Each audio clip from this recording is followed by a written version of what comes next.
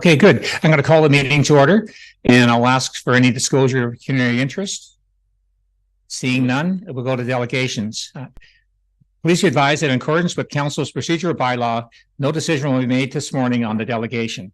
The committee will do one of the following. A, refer the matter to staff for report. B, refer the matter to future deliberations. Or C, take no action. With that being said, then I'd like to invite John Main, Severn Sound Environmental Association, to give us an update on climate change action plan and sustainable Severn Sound projects. Good morning, John. Welcome. In a second. All right. Good morning. Yeah, maybe I'll jump in and welcome Stefan Wellman here, the chair of Severn Sound. Good morning, everyone. Thanks for having me. This is I'm in 6 months now into this new role here. I've been just a wonderful organization with the SSEA, and it's been great to work with all the different municipalities. So thanks very much for having me. I just want to introduce myself. As Mark Taylor has said, my name is Jonathan Main. I'm the new Sustainability and Climate Action Coordinator. Do we have slides, or they have the slides? Okay, they have the slides. I just want to thank, we actually just got to say hi to her, Tracy Roxborough. She was the former staff for years and years on this project, and she actually led the multiple townships through this planning exercise, sign them on to the Partners for Climate Protection Program, also called PCP, and then also developed your climate change plan. So what we're doing is we're collaborating with Midland, Penetanguishene, Tiny Tay, Severn, or Medonte, Georgian Bay, and Springwater on their climate change action plans. So you are a signatory onto the Partners for Climate Change Protection Program. The number of municipalities in Canada that sign on to that is growing. It was 400, and it's now over 500 municipalities all across the country that are setting greenhouse gas emission targets and then are working to implement the plan. And so the Sustainable Severn Sound project actually has roots to 2009, when the Township of Severn collaborated with 8 other partners. Aurelia once was a partner municipality with this project, and they came up with a sustainability plan. And so that was an offshoot organization for many years. And the last couple of years, it actually came back into SSEA, because as you can imagine, Sustainable Severn Sound and Severn Sound Environmental Association was entirely confusing for everyone involved. What's the difference between sustainability and environmental association? And so this project has basically come back home to the SSEA. So we continue to work on implementing the project.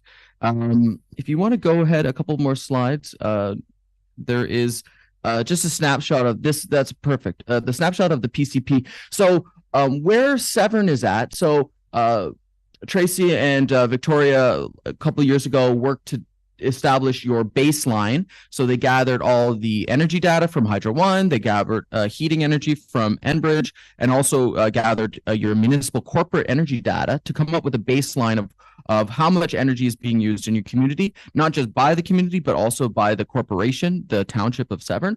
Then we came up with a target and a plan. And so now we're at milestone 4, and we're looking to implement the plan. And it's great because you guys are doing a lot of great work. And so coming up with the implementation plan, you are already doing a lot of great work, and you're operationalizing it. And then we're going to also continue to monitor that. And milestone 5, you come up with a kind of a final baseline of saying, how did you do? Did you reduce any of the numbers? And it basically is supposed to be kind of a cycle. Is after you finish the process, you kind of review and reassess and come up with a new inventory, new targets. And as you're seeing some of the targets that we've come up with 5 years ago, some people are coming up with very hardcore, ambitious, net zero, massive amounts of reduction, but it's very tricky. So that's why we're trying to move slowly but methodically as we go through implementation.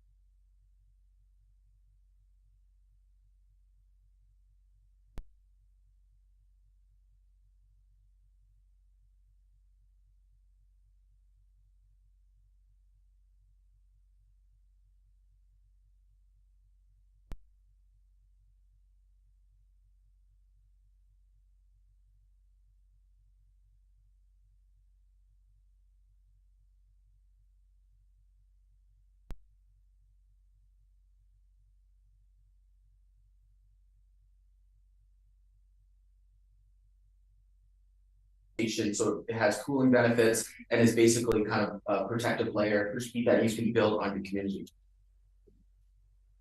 Now the next slide, I just want to give you a snapshot. These are from the 2018 your climate action plan. They don't have any amounts, but this is really just to show you the proportions of your greenhouse gas emissions. So Severn, the largest proportion of your greenhouse gases is from your fleet. Obviously, it's a very large township, very rural in nature, lots of snowplows, lots of roads to cover, building departments driving all over the township. And then, of course, your buildings take a significant portion, and water and sewage. Severn has a very unique, it has two sewage treatment plants, cold water, but also the Westshore one. And the Westshore one is actually very unique in our project area. It's the only one that is a water treatment plant and a wastewater treatment plant as well. So it's a unique situation. And these are always on facilities, so they use a lot of energy. And of course, we talk about streetlights and waste to finish out the rest of your pie chart to calculate the emissions. And some streetlights, that's kind of a very low-hanging fruit, so switching over streetlights to LEDs. And waste is a tricky thing that we work with the county on trying to reduce our waste, but there is greenhouse gas emissions from waste, from producing stuff and also moving around. Now, if you go to the next slide, I always include this next slide in all the presentations to try to tell you the story of the emissions in your community, because the corporation uses a massive amount of electricity and energy. An arena, if you can imagine an arena or a sewage treatment plant, arena is difficult because you have to heat the building and cool the building at the same time. So they're just these huge energy hogs. But when you compare the municipal energy data to the entire community, your community data is massive. 99% of the emissions in your community are going to be from the community, your residential neighborhoods, your commercial, and your industrial neighborhoods. And that also is going to be including all the transportation emissions as well. People zipping around, people going east, going north, going southwest, wherever they work and play. So emissions, that's why it's important to tell the story about corporate emissions versus community emissions, because we're going to take the leadership role of our corporate emissions, but we also have to figure out how to help the community reduce their emissions as well. On the next slide, this is a little bit tricky to read, but I just wanted to highlight the two public workshops, the South Shop and the North Shop. So if you see the red highlighting bar there, when you calculate the greenhouse gas emissions, there's a little bit of greenhouse gas emissions with electricity use, but there's a lot of greenhouse gas emissions with heating, so natural gas and propane. And so you can see there's an example where your cold water sewage treatment plant uses just electricity, 500,000 kilowatts of energy, but its greenhouse gas emission is lower than your public workshops, which use heating fuels, just because the heating fuels have such high greenhouse gas emission. So we're in this very tricky conundrum of trying to reduce our usage of low-cost fuels, but have a huge greenhouse gas emission, transitioning to higher cost electricity, but with a much lower greenhouse gas emission. So we kind of have this financial conundrum that we're trying to transition off of heating oils and propane and natural gas towards more electricity. But there's a challenge with that financially. So we're trying to always tap into funding, or you talk about federally, you talk about the carbon tax and all that, what goes into that. So that's those are the conversations at the provincial and federal level that will affect our local efforts to reduce our greenhouse gas emissions. On the next slide, now the next two slides, I apologize, they're very heavy text. So let me just read. This is the snapshot from the Climate Change Action Plan, where it came up with the 13 action items on table 6. So what's highlighted in green, I apologize, put green on top of green.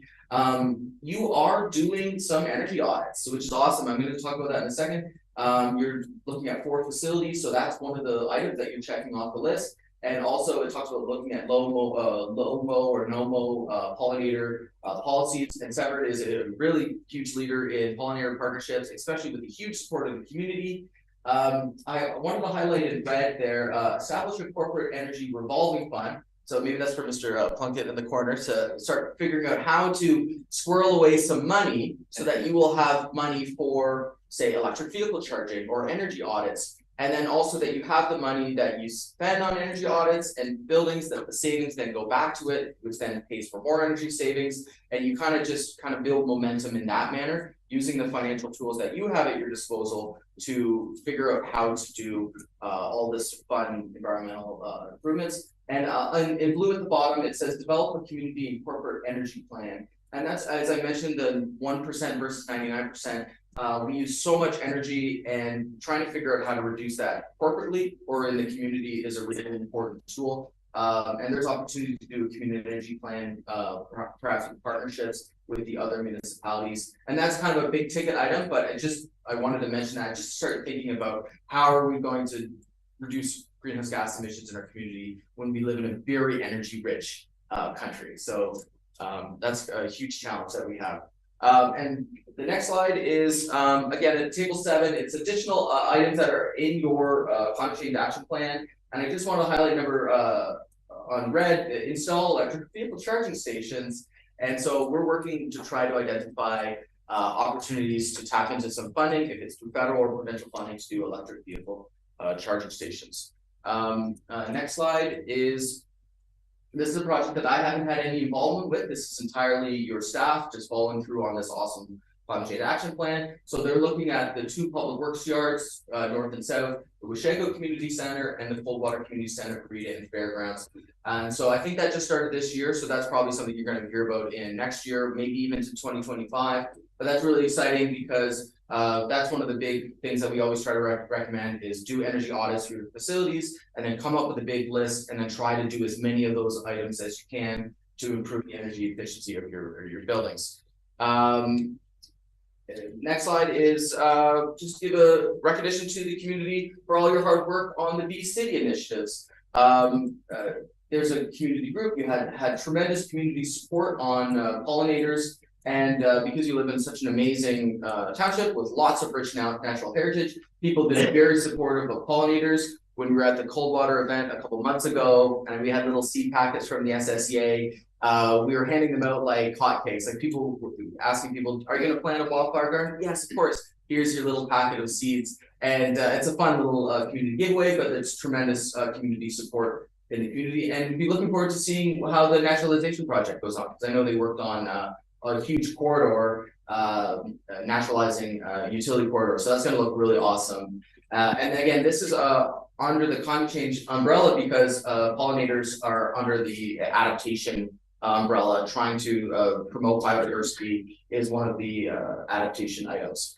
And on the next slide, we're trying to tap into as many funding opportunities as available to us. The Green Municipal Fund is probably the best and biggest fund that is available to us. It's from the Federation of Canadian Municipalities. The only thing is you really have to kind of go through a very prescribed system. Usually it follows a feasibility study, study after study. So sometimes it's very steady feasibility based. Again, as I mentioned, we're looking at the electric vehicle charging.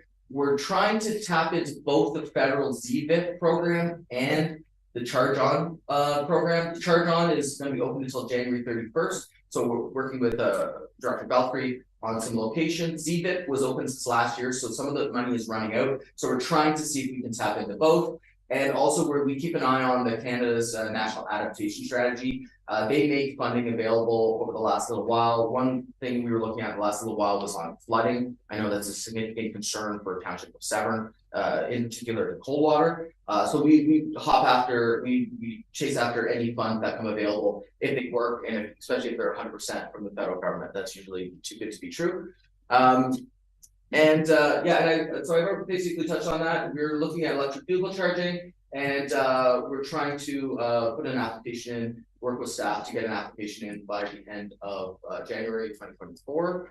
And then the next slide is just a snapshot of electric vehicle charging stations. There's usually a couple websites. Charge Hub is one, PlugShare is another. As you can see, our estimation is there's maybe one in the township in Westshore. So Coldwater would be a great location. And the other thing we're trying to get the word out is that Charge On program is actually available to private businesses as well. So we're trying to get the word out to gas stations or malls, which would be ideal locations where they would be able to have 24/7 charging.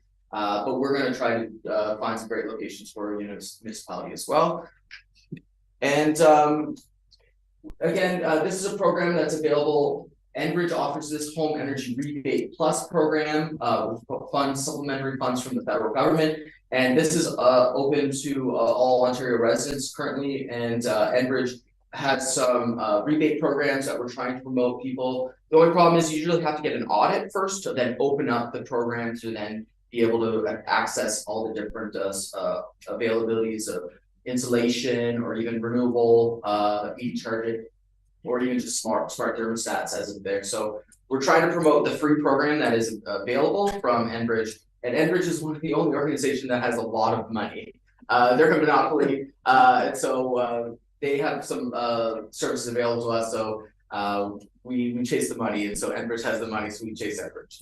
And then finally, I just want to say again, thank you for your support. And here is the mayor and deputy mayor with Councilor Marchand, who is on the SSEA board, and Julie Cayley, our executive director. And this is at this tree seedling distribution. And we distributed over 15,000 tree seedlings this year. It was a great, this was my first week on the job, and we were distributing trees. And I was like, wow, I really like this job. We were doing trees every day.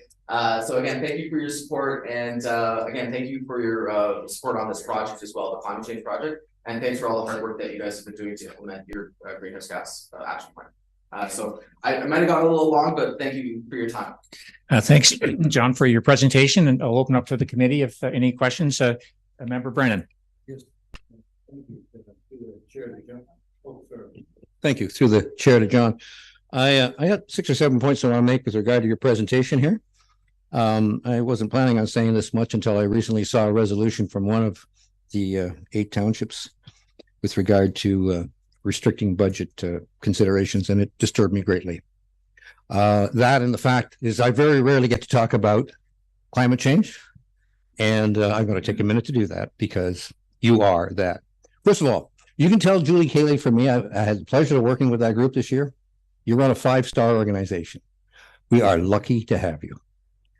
My vision for your organization is that one of these days you become Severn Sound Conservation Authority, part of a renewed and strengthened Conservation Ontario group, once we get rid of the current government that is planning massive increases in greenhouse gas emissions as we speak. Now, climate change affects everything we do: public health, food security, humanitarian issues, resource scarcity, the economy, and impacts on our disasters, our homes, and our infrastructure. We need you there to be the front line in dealing with climate change. We don't have the resources here. Now, and this is recent, according to the UN Environment Program, we are heading for a 2.9 degrees Celsius global warming with current commitments worldwide. 2% by 2030. 1.5 gone. All right. The result is, and this applies to our area, more wildfires, blue-green algae in our lakes, a drop in food production and water availability, storm damage, and flooding. It is the #1 issue of our times, bar none. So we need you there. Technology and engineering will not save us. While our provincial and federal governments are failing us at the municipal level, we need to lead. How? Do what you're doing now. Your presentation was great. And there's something we need to add to this context over the next few years. We know that nature has removed 54% of the extra emissions in the last 10 years, according to a study by the World Wildlife Fund. 54%. We need to protect our biodiversity, restore clean energy, restore it, clean it, and protect it. How? We, for instance, have just recently drafted a tree cutting bylaw that will help us big time in protecting some of our shorelands. We probably also need a site alteration bylaw that deals with grading in these areas. More than ever now, permanent housing is being built on the shorelands, and our OPs and bylaws may say the right things, but they are not. They are easily bypassed by legally non-conforming provisions. This is true everywhere. We need to consider the cumulative impacts of these changes, and we need to demand net environmental gains for shoreline changes. And there's a formula for that. I sent information out to this very crew yesterday and to Julie. Okay, I would like to discuss with you a partnership down the road with Watersheds Canada on their Natural Edge program, which has been piloted in Eastern Ontario and take advantage of their newly announced micro grants for local associations to protect shorelands. In addition to that, you know, the Fed government, and British Columbia has taken a lead provincially, has pushed for 30% protection of our natural heritage, and they're doing it. We can do that. So these are two things we can do that don't cost billions of dollars to try to offset some of the incredibly incompetent decisions that are being made now that are going to cost us damage to homes, property, and raise our taxes. So we need you more than ever. You're going to need more money. We know that. And it'll be the best money we ever spend based on what I see of your organization. I give this message here, and you can pass this on to the 7 other townships. They want to talk about climate change. I'd be happy to discuss why you're important. Thank you. Thank you for that. Any comments, John, or should I open up to the committee again for any other comments here? If I could just Sure. That was the news that came out a couple of days ago, and it's super upsetting because globally we're at 57 gigatons of emissions, which is going to put us at the 2.9. And their estimation is that we need to cut that global emissions to 33 gigatons, almost half, in 6 years by 2030 to get to the 1.5 degrees. So it's a huge warning sign all across globally. I know United Nations meeting with COP to talk about how we do that. And as one of the energy rich nations, the onus is on Canada to try to figure out how to decarbonize as fast as possible. So thank you for those words on the United Nations. We've been passing that report around. I've been sending that out as well because it's kind of a 5 alarm bells going off in terms of the global emissions. So thank you. And Chair Wawa is here. If you have any budgetary questions on SSEA, that's why he attended today. If you had some questions that weren't related to the climate change project. Okay, thank you very much. I think we have a couple comments that Member Cox. Thank you very much for your presentation. It was excellent. And I don't have any questions on the budget. I believe that you are doing a wonderful job for us. We need the SSEA, and you always are there whenever we need help. I just wanted to congratulate you for all the years of service you've given us. And as you can tell, we're keenly interested in climate change. And we are here if there's anything we can do to help. Anyway, thank you very much. And I'll let Member Burkett say a few words here. Through the chair, but your presentation was great, John, but your passion for your job is amazing. Like you could just tell, and you know our township really well, and you even got Mr. Plunkett's name right, but he's not going to give you any more money. No, I'm just saying, you know, we all have to be conscious of what's going on around our surroundings. And in this day and age, and to Member Brennan's comments, the other municipalities that are struggling to understand what you do, I'd be happy, and I'm sure Member Brennan would come along with me to speak as to what you do and what you provide for us, because you are needed, and we thank you very much to you and your team for what you do. Thank you. Some those great comments to the rest of the staff. I greatly appreciate that. Thank you. Okay, Member Minnings, please. Hi, thank you. And I too loved the presentation, but you're talking around what was on the slides was really helpful and impactful. One thing I wanted to ask you about, if your association has any specific resources, recommendations, etc., to waterfront environments. So, for example, in my ward, and I know across the township, many businesses and residents, parks, etc., ratepayer groups have access to canals, the rivers, the lakes, etc. So that's a big concern, and one I hear often from residents around products going into canals to keep the weeds at bay rather than mechanical methods such as raking, etc.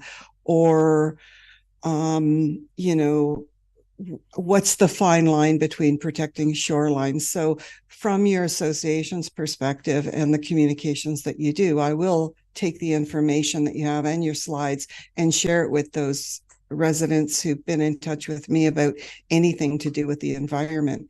So I just wanted to know if there's anything specific. We're also looking at boat launches this year, and I'm on the recreation subcommittee. So there are opportunities there to look at areas like that, and to hopefully take some simple and practical steps, whether it is pollinator gardens or some other kind of natural things that we can put around those areas to start to really brand what you're saying and what your association stands for.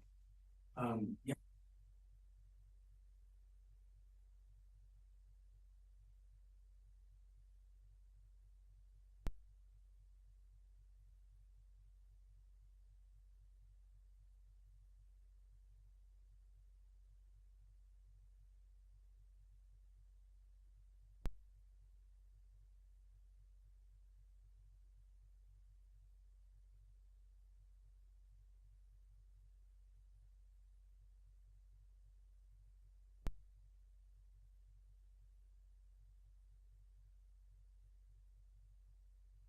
Sometimes the invasive species people want to have a spray down station. Boat launches also then are now a point of invasive species coming into your municipality. If the boat is in another place and they have zebra mussels or Eurasian milfoil, which is one of the plants, and then now they bring it into the Severn. And that's the difficulty with the Severn River. I mean, you have people that are traversing massive quantity areas, and so there's a lot of vectors coming at us from all different ways. But the other thing is too on the shoreline naturalization is they always try to promote soft plants, not hard, as much as you can naturalize shoreline. So we can get you those resources as well for sure. We can get that from Aisha and the crew, and I'll follow up with them on that. Thank you. And further through the chair, I just wanted to thank you for your shout outs to Tracy Roxborough, who leads our communications. I had no idea about her background, her rich, experiences in this. And without you having said that, I wouldn't have known. So I appreciate that. And then I also appreciate the slide on the Bee City. So Matt Thompson and team and the work they've been doing, small but mighty team that is really persevering, and I'm really proud of them and their work. So thank you for mentioning them. Absolutely. Thank you. Hey, thank you, John. I think I'll get Stefan a chance to say a few words, or the chair of Severn Sound. Thank you, Mr. Chair.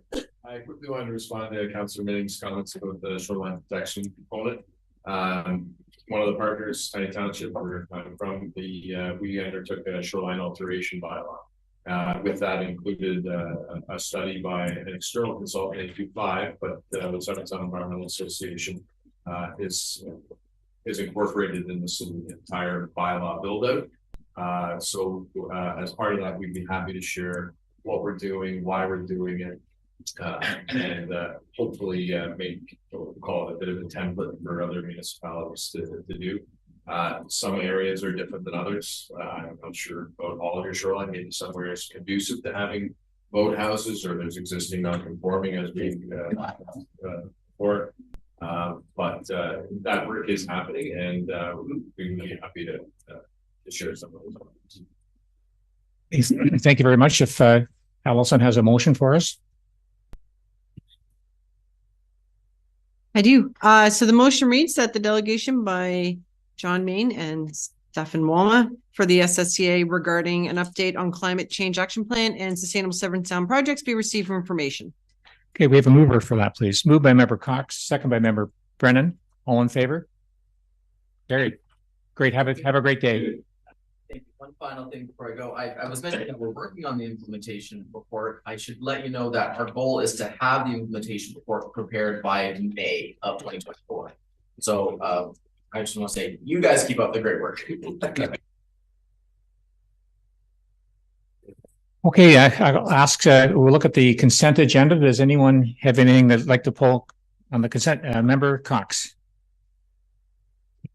Yeah, I'd like to pull D 2.1. Please. Thank you.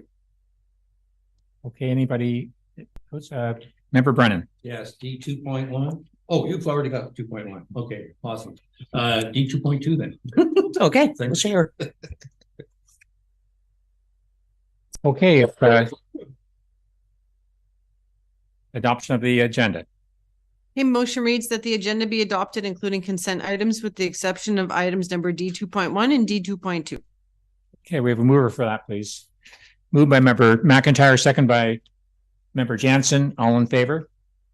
And that's carried. We'll go to section F, recreation facilities. Mr. Belfry. I don't know who he is. Right.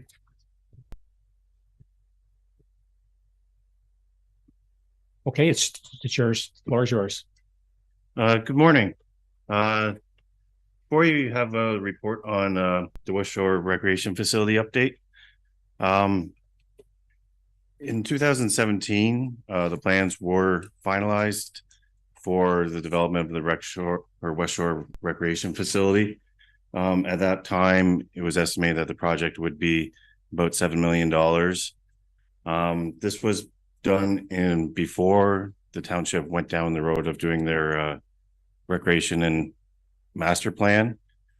Through that plan, there were significant things that came up through discussion on what the community was looking for and looking for the development of a recreation department. So I came to the township as part of my first task was to review the project and look at the Westshore project.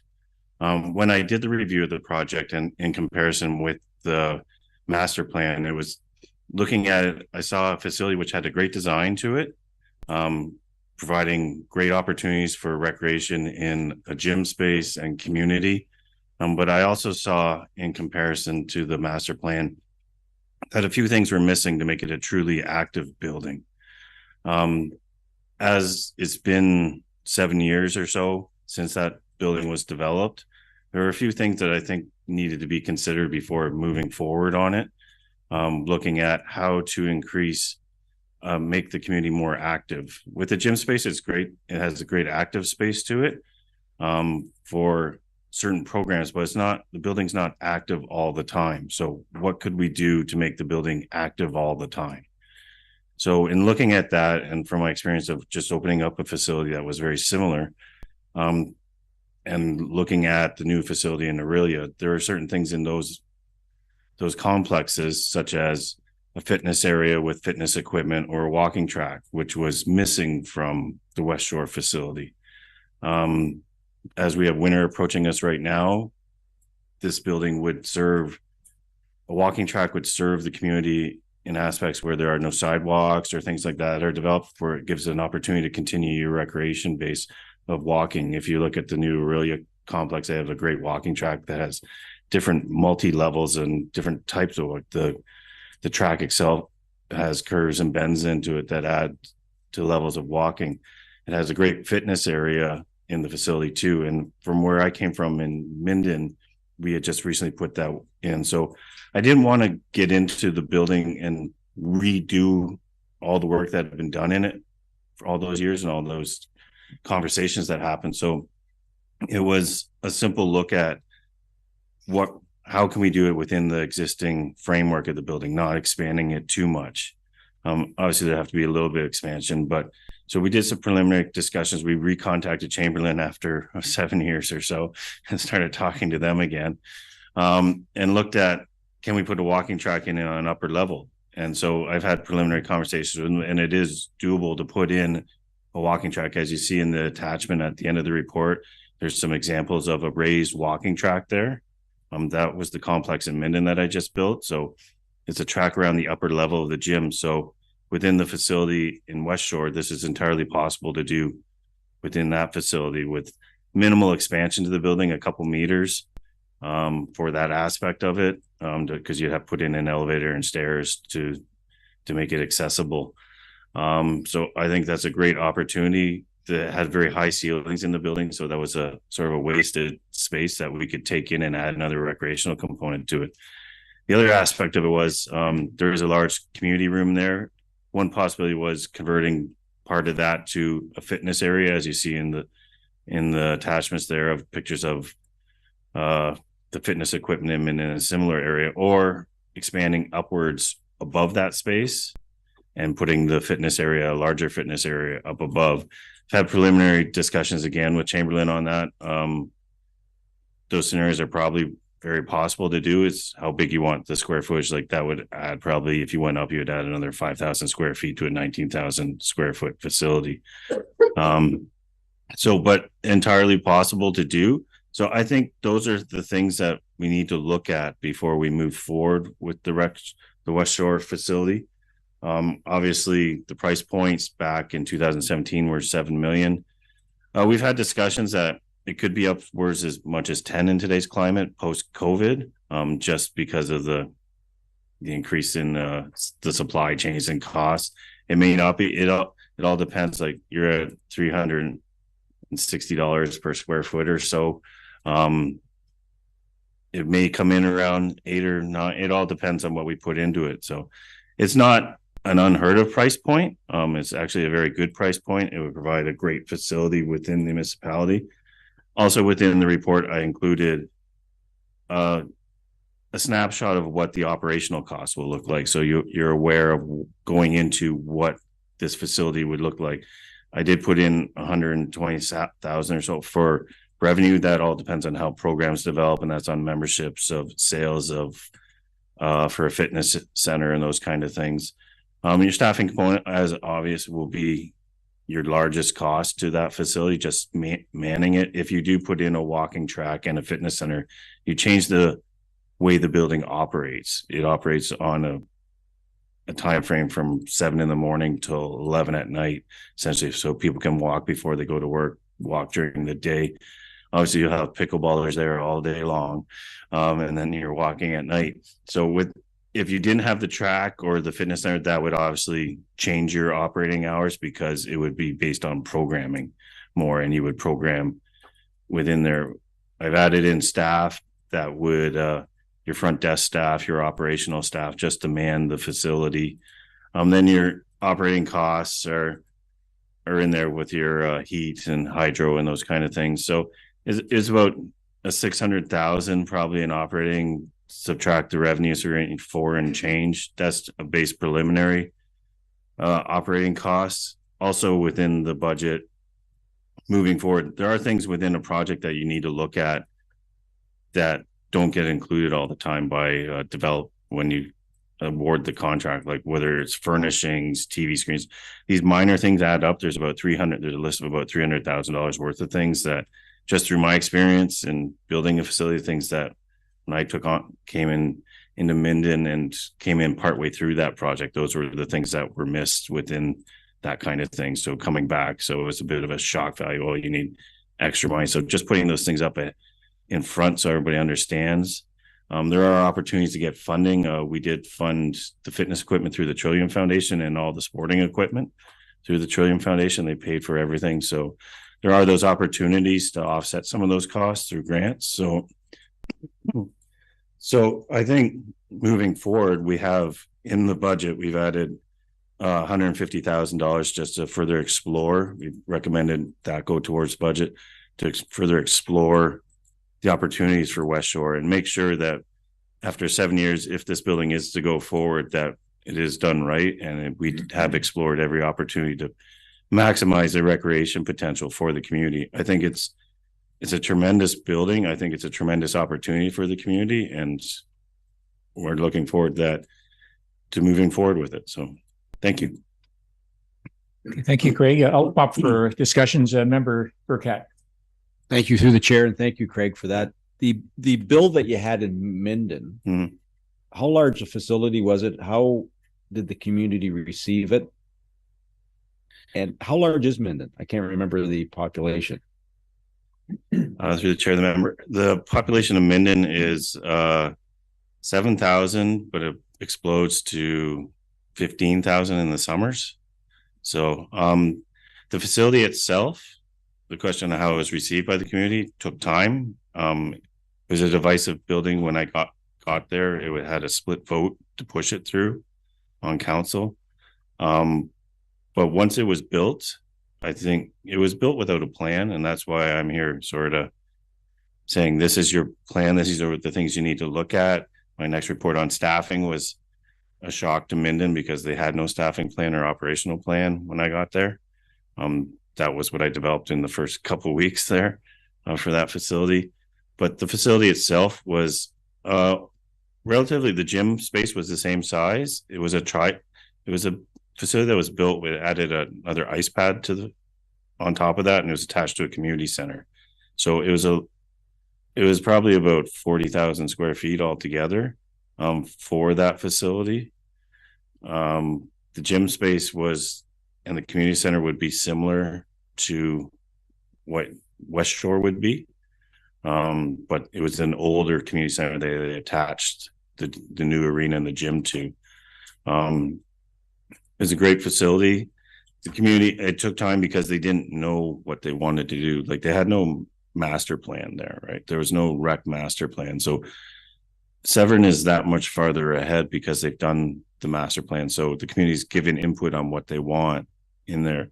Whereas Minden, they knew they wanted something, but they didn't know why. So, and they didn't know how to go about it. They built the gym, which was great. And it struggled also, I would say, because of COVID. Like, it was slated to open right when COVID hit. So its first opening to the community was a vaccination clinic. So it's the first time the community saw it was coming in for a vaccination clinic. So that was challenging. But once COVID settled down, we did get the programming. Pickleball would have taken every hour I would have given them in that building. The walking track was well used. The fitness center took off. We were generating 30,000-40,000 in revenue in 1 year off of the fitness center. Programs we got up and going. We got the early on program going. Pickleball, we were doing some youth programming, just trying to get, because there was no plan there, we were sort of throwing everything at the wall, trying to see what would work within the community because they didn't know. So we did get evening. We had drop-in programs for kids, and it's because the population of Minden is so diverse. It should have been, in our estimation of staff, sold as a county-wide building. Like, the county was 25,000 only, so it needed more input from the county. The struggle with that facility was they added an arena, and minor hockey only had 250 kids in it.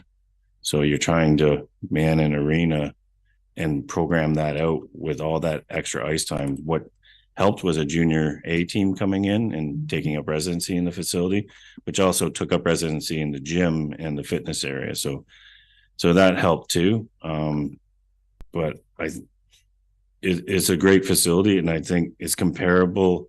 The gym part is comparable to what you're doing at Westshore, but that's about it. Like, there's other components to that facility, but I think the gym aspect of it is really moving along well now in that facility. So, supplementary, if I may, through the chair. Yep.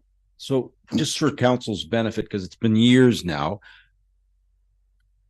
we had the land donated. It was either parkland or money in lieu of. So the land was given to Severn.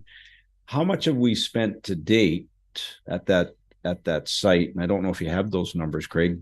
Derek may have to help you. And for the $150,000 that we're looking to spend, is this because this concept of the building that we wanted to build was done so many years ago? Do we stay with the same concept with those large windows, knowing what we know with heat loss, or do we look at something else, a different type of design? So through the chair, in terms of cost to date, so it's been about a 5-year progressive project led by the Department of Public Works to bring in fill and to put the site servicing in. So that's sanitary and water mains, grading and drainage, and all those works kind of totaled and combined are just a little over $1 million spent to date on the project. That was first forecasted, of course, in the development charges. You'll see the first line, civil earthwork starting in 2020 was estimated to be $1 million, and that's what that was based on. So that's where we are to date. And of course, we're basically building facility pad ready. All earthworks are complete. A portion of some of the internal programming are complete, playgrounds, a soccer pitch, bit of a walkway to the developers' community connection.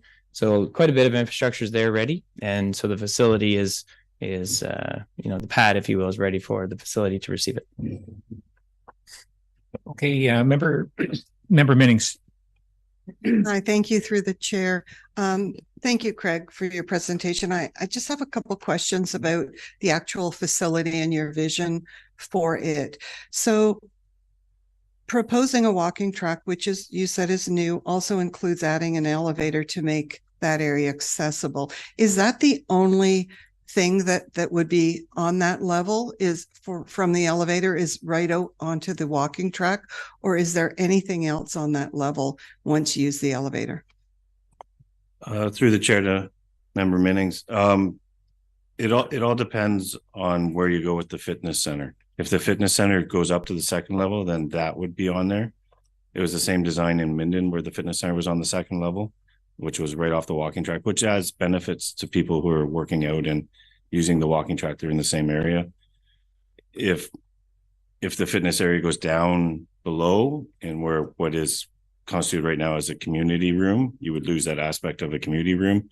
There are two community rooms in the facility, a larger one, which it's more of like a banquet sort of hosting area. Then there's another community room, which is actually can be subdivided into two smaller sort of studios. So if the fitness center went down without increasing the upper envelope, it would have to go in the larger room. So you would lose that aspect of it. And the walking track would be the only thing that required an elevator. So thank you. So I would agree 100%. And my note before you responded was that the fitness center, as shown in the schematic, is too small and would absolutely should go upstairs with the glass views of the lake or the fields, so that as people are using equipment like in any other gym I've been in, that it actually draws people in, and that's a great spot for it. And in the schematic you have shown in those two existing rooms where it could go, they're too small. It would be difficult to have classes or to have trainers in there.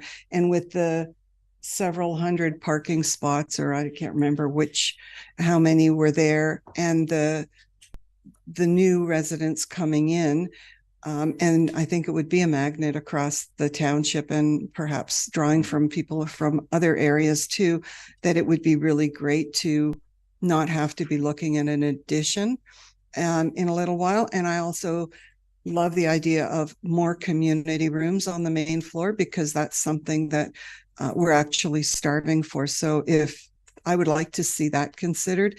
The question around the kitchen, is the kitchen for community group use, or was it like a staff kitchen? I can't tell from your diagram. Through the chair to Member Minnings, it's a community use kitchen. So. And then my final question is around the gyms. I can see these being used for intramural sports, for floor hockey games, for all kinds of different things. Is there an opportunity to add bleachers? We are going to have an influx of families and children. And I know through my own personal experience that when I go to watch games or events where little ones are playing, that the parents want to be in the room. And, I don't see an opportunity for them to watch unless they're lining the area of the gym. So I think whether that's a capital expense or whether that's a Trillium kind of extra equipment expense, I think it would be really important to make sure that families could be there too. Thank you. Thank you, Member McIntyre. Yes, thank you. Through the chair to Mr. Belfry.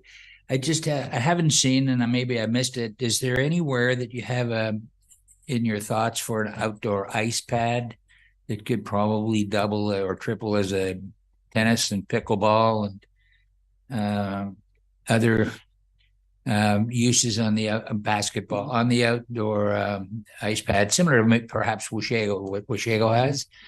I didn't see that anywhere. Did I just miss it, or is it in your thoughts? Thanks.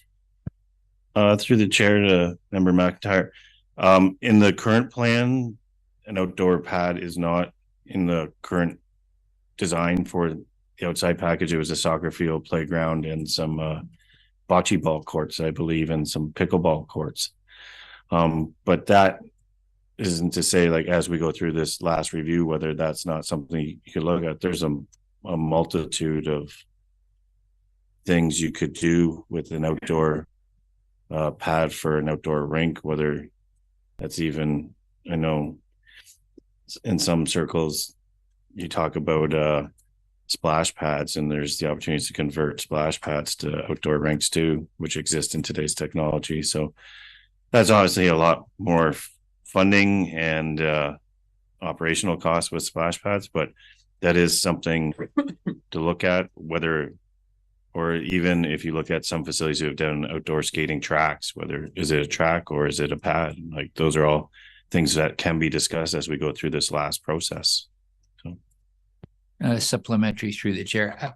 I think it's almost essential to have an outdoor rink put there. There'd be so many children in the area where they could just take a walk over to the park and have a pickup hockey game. In the summer, they could play basketball if they had a notion to. I can't imagine building a beautiful facility for 10 or 11 million or whatever the final price is here without having an ice hockey pad. They don't have one in there, really a multi-million-dollar facility, and the ice really is at a premium. This would be an outdoor situation. I don't think that we wouldn't be having an arena type thing. I would strongly recommend that we have that figured into your numbers and your jiggling around what you're going to do at the end. So it's just that I don't see. I see multiple uses and I don't see it there. So I'd like you to take that into deep consideration. Appreciate it. Thank you. Okay, I have Member Jansen, and then I'm going to speak. Thank you. Through the chair, I like the idea of ensuring that we've got lots of different recreational opportunities in the building. We haven't built the building yet, so I think the ideas that have come forward are worth exploring. I also like Member Minning's comments to keep the community rooms and the possibility of putting the fitness center upstairs. My question is along with Member McIntyre's on outdoor facilities. We've got this space here and we're going to be redeveloping it. Reading the community when we did our bus tour, the kids in the community already had makeshift BMX pump track set up right on the roadside in the construction area. We've got an awesome setup at the in Washago at the community center there, or the community park, with the pump track, as well as the opportunity for maybe some skateboarding facilities. I think that'd be excellent to see incorporated into this plan. Maybe even if it was removable ramps, that might make a good ice pad for the winter time, and the ramps there for the summertime. Mr. Burke. Thank you, through the chair. And I just wanted to provide an update and provide the most accurate information we can. Doing a bit of a deep dive into the cost to date. The most recent contract was a hair over $1 million, so it was 1.12 to do the 10-acre servicing portion. But working back some of the other figures for fill and stuff like that, we're actually closer to about 1.639 is the current spent to date, including design. Working out some of the fill quantities that we required for obtaining the fill grade raise, 1 meter grade raise, and the playground. So just to be clear that the current spent today is closer to 1.6. And I think there's a question regarding the windows. Okay, I thought we were looking at more of a green look at it. Sorry, through the chair, if I may. I'm just curious if the design that we did years ago, if it's suitable for what we want to do today. Like, do we, for the 150,000, I think, Craig, what are they like? What are you looking for the architects to bring back to us, just so that council's aware if they pass it? Are we looking for a different front on the building, or are we looking for the pump track and how it's incorporated in the fitness room on an upstairs level? Okay, Mr. Burke. Sorry, through the chair. We're doing a handoff here a little bit between the two directors. But so we have some history on the environmental aspects of the building, particularly energy efficiencies. So in the previous summer this year, early summer this year, we received a report that discussed the options to do net zero design works, which is effectively not changing drastically the design, but more or less the energy source for heat. And the consultant there said, you know, the existing design certainly could meet a number of the criterion to get to a zero carbon building standard D. And it was really to retrofit to geothermal from a conventional hydrocarbon-based fuel source. And so those recommendations were actually received by council, and staff directed to advance in the next stage of the project as ZBD or zero carbon building standard level D. And I don't think from the review that we received, it wasn't a windows related issue. Those are high efficiency windows. In discussion with Mr. Belfry, that there is a small architectural feature that is quite common to a public center like this, with the windows and the elongated front. But overall, the building is quite efficient in its build form, being more or less a warehouse construction style.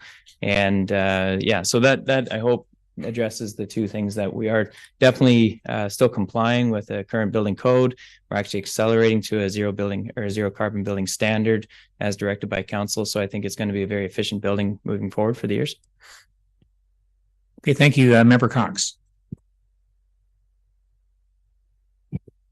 Yeah, I'd just like to say I'm glad you brought this back. I totally am in agreement with it, and it'll be great to finally get this off the ground, and let's get moving on it. Thank you. Okay, thank you. I just had a question to Craig there. So how long is the walking track, and how does that compare with the size of the one in Aurelia? It's my first question. To Chair, the walking track would be, it'd probably be about, we haven't measured it out fully, I'm guessing about 200 meters. Like it's nowhere near the same size as the one in Aurelia. The Aurelia facility is a massive complex, and it wraps all the way around that upper level. So it would be, I'd say, a third of that size of the one in Aurelia. So, and I guess we'll find out like what the incremental cost of the walking track and elevator is compared with not doing it. Yep. And you'd mentioned earlier, but I don't see it on any of the drawings. I don't see pickleball courts. I see bocce ball courts. I don't see pickle. So are these multi-use courts that'll be outside and inside? To the chair, the pickleball courts are inside. There was a layout for, I believe, 2 pickleball courts in the first layout, and 2 badminton courts, 2 volleyball courts, and a basketball court. So it would be a variety of lines on the floor. I think it's also something we can look at on how many courts. I think we could actually probably get 4 pickleball courts in there. So those are inside. Outside in the design, there was some tennis courts, which in today's demand is probably for convertible to pickleball courts as well out there. So yeah, that's also because I know they play pickleball in the summertime outside. Yep. So if we can make this do that as well, that'd be great. Madam CEO. Thank you, through the chair. I just wanted to wrap up what I've heard so that I know that we're going the right direction. So I've heard a lot of support for putting the fitness room upstairs, and I just want to make sure that council as a whole is on board with that. I've heard some support, because I think the Director Belfry said we're at 19,000 square feet. So my accountant brain says another 5,000 square feet will increase your price probably by another $2.5 million. Just I think it's a great idea. I just want to make sure that council's on board before we investigate that. So that's question 1 for you. And suggestion 2 is I've heard you want some multi-use outdoor rink outside. I would suggest that's probably a separate project that we plan for during the build, so that we have space for it, but one project at a time, and we budget for that later, if that makes sense. Member Cox. Yeah, just something to keep in mind. If we do an outdoor rink, which we ran into issues at the Washago, is a place where people can put their skates on. So you either have to put another outdoor building in, or you have to ensure that there's a spot where you go in, that they can't go any further, and there's washrooms. So it's just another thought we're going to have to think about if we do go outside for the future in it. Thank you. Okay, Member Burkett. Thank you, and through the chair, and I'm in favor of a rink, but there's some struggles with it. So when I was first elected, I know that was it Port McNichol that has an outdoor rink with a roof over it? Was it Port McNichol? It is, isn't it? So we ventured over there to look at how because if you don't have a structure over top, now we have to clean that rink off every time it snows. So it's something that we have to look at. And as Madam CEO has stated, maybe a project, we need to be in favor of moving forward with the Westshore facility, and we can add this on at a later date. And maybe Mr. Belfry can get some costs as to what it would cost to put a roof over such a thing, so we have everything on the table when we can finally make a decision as to whether to move forward or not to move forward with it. Thank you. Member Meetings and then Member McIntyre. Thanks. I totally agree with the skating. That's with any kind of skating that's attached to this facility. We have the walking trails around the perimeter of the property at 10 acres. And I know that, well, most recently in Huntsville through their forests, and there's other places where you can have skating trails through the trees, etc.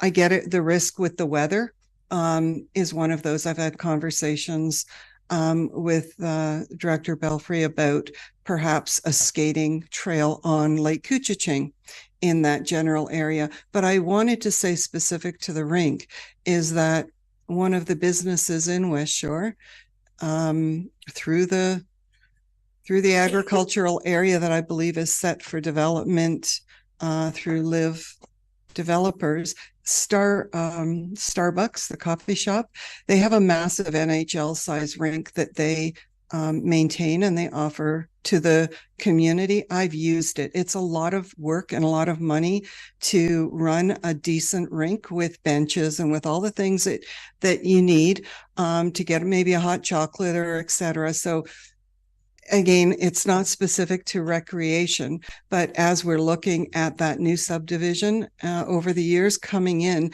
that if there was an opportunity to use that beautiful area perimeter around that could join that facility, our facility, with some of those businesses there that I'm sure would absolutely appreciate having opportunities for people to get to them, whether it's in the winter or the summer. Just wanting to think of our broader stakeholders that may have a vested interest in the conversation about rinks and getting all of these new residents to their businesses too. Thank you, Member McIntyre. It's more of a, through the chair, more of a comment than a question. We don't have a roof over the Weshego outdoor pad at the moment. It's busy all the time. The young people find their own way to shovel it off. Secondly, if the outdoor facility isn't built during the initial build out of the facility itself, I don't think it's likely that it'll never get built, or if it does, it'll be some long time after this council and another even after this would consider doing something with it, because we're talking, I understand we're talking about arena, ice pad will need somewhere to put their skates on, an ice pad will need facility to the washrooms, etc.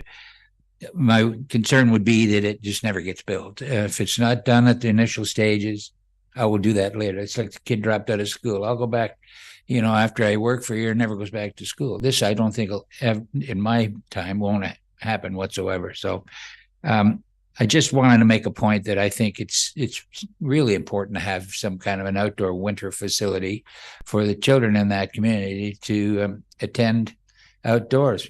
You don't need supervisors for outdoor hockey. Basketball in the summer, pickleball, if the indoor courts are busier, they want to play outdoor. I just think it's critical that we give that a serious consideration. It's no time to cheap out on something like that when we're going to build a $10 or $11 million facility. I think that for heaven's sakes, it was scheduled for 7 years ago, and the council of the day decided it wasn't appropriate to do it then. Now we're $3 or $4 or $5 million more. So I just, for my point, I wanted to see more consideration given to the outdoor facility itself. Okay, what's Madam CEO? Thank you. Sorry to harp on this, but I just want to make sure that we're delivering what council wants as a consensus. So we haven't heard consensus on you want the fitness room upstairs, and that's going to add to the. And do you want us to plan for the outdoor facility at the same time or as a separate project? So I've seen different noddings and shaking. So I just need some clarity so that we know what we're delivering, what council wishes. I just asked for a quick straw poll coming from this end down. Jim, do you want to do both? From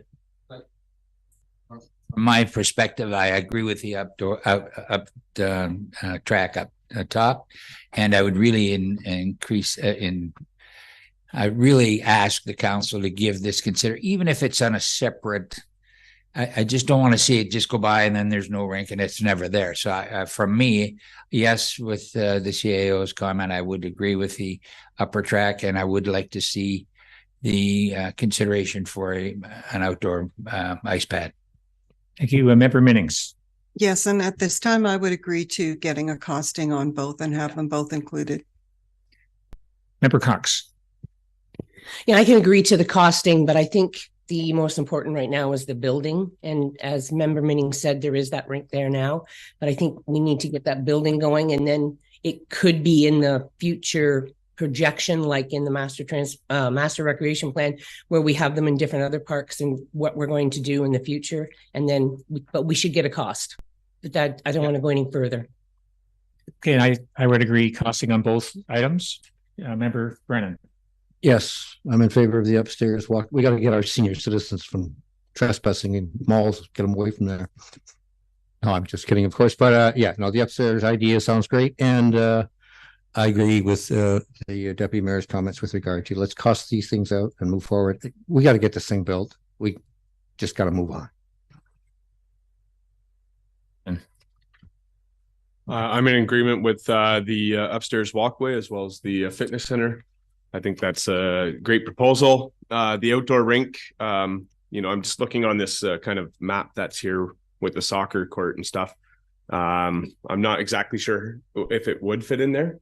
If it does, I'll look at the costing as well. I think it's something we should be exploring, and as well as explore the comments that I made about some other alternative outdoor facilities for kids. Thank you, Member Burkett. Thank you through the chair, and I'm in favor of both as well. The outdoor costing for the rink, as well as the upstairs walkway and the fitness room upstairs. Thank you, Member Cox. Yeah, and I just think we all need to remember that when COVID was on, the Westshore rink was flooded, but that was because our workers at the community center were closed down. So we do have to take into consideration that if we do have an outdoor rink, that will be extra, because I think we're sort of looking at that possibility for our other outdoor rinks this year on how we're going to get them done and how we're going to maintain them, because we don't have enough staff. But it's just, I'm in for the whole thing, but I just know that that's another consideration we have to think about. Okay, great. I've asked Allison for a motion, please. Okay, so the motion reads that Recreation Report number R23-021 dated November 22nd, 2023 be received for information, and further that council approve $150,000 in the 2024 Recreation Parks and Facilities capital budget for design changes that are needed to finalize the Westshore Recreation Facility plans. Thank you. May I have a mover for that, please? Moved by Member McIntyre, second by Member Minnings. All in favor? And I do want to note that the additional details that council requested be included are noted in the minutes as well. Okay, I think I've been asked for a 5-minute recess. So we'll come back here at 10:20 on that clock up there. Thanks.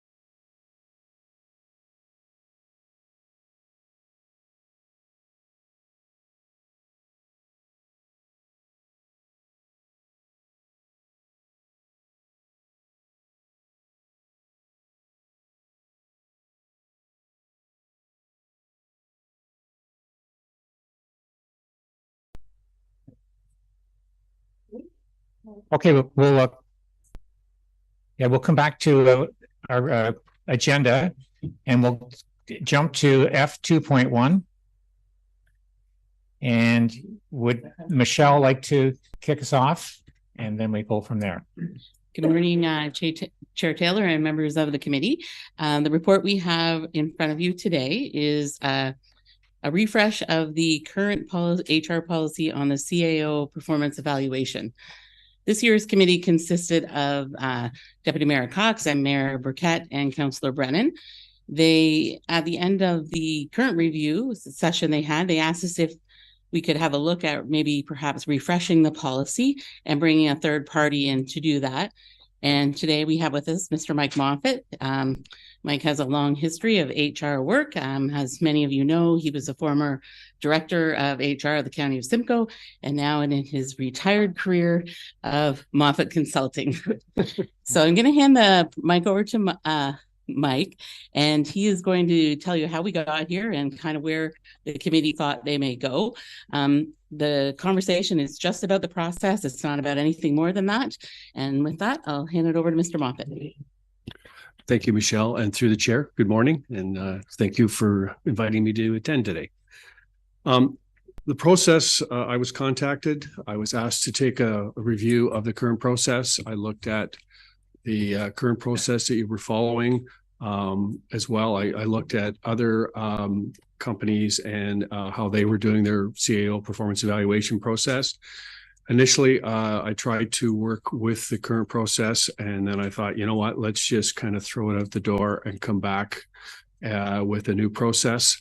So the process that you have in front of you is an integrated process. When I met with the Performance Evaluation Committee, we asked what was working, what wasn't working, some of the challenges that they had. And so I took that feedback, I went away, and I came back with this process. The process that I've developed in a nutshell starts with your mission statement. It ties into your strategic plan. Your strategic plan then gives direction to your CAO. Your CAO then goes through a budget process because you need to have funding for most of the objectives in your strategic plan. And then they would provide direction to the rest of the leadership team. Following through on that, so what you then look at is your objectives. You look into your competencies. In the old process, you had core competencies, and then you had leadership competencies. In the new process, I've kind of melded them, because if you look at, you had communication as a core competency, and then you had a leadership competency of communication, integrity. So there's some of that back and forth. So I've gotten rid of all of those. And then I put definitions. Now, normally I would sit down with a focus group. We'd go through and we'd create definitions of leadership competencies. I think I've looked at a number of organizations, and I've kind of begged, borrowed, and put together a list, I think, that will work for you. And I think it will be very time saving. Okay. So from that perspective, I then tied the two together. The CAO's objectives, I put a value. There's 4 of them. There can be 5. The reason why I like 4, it ties in nicely with your strategic plan to your CAO. I always put in a 5th because I know in the world of government, funding becomes available. You go in a different direction in the mid-year, and there's another project gets foisted on the leadership team and the CAO. So I want to make sure they get credit for that.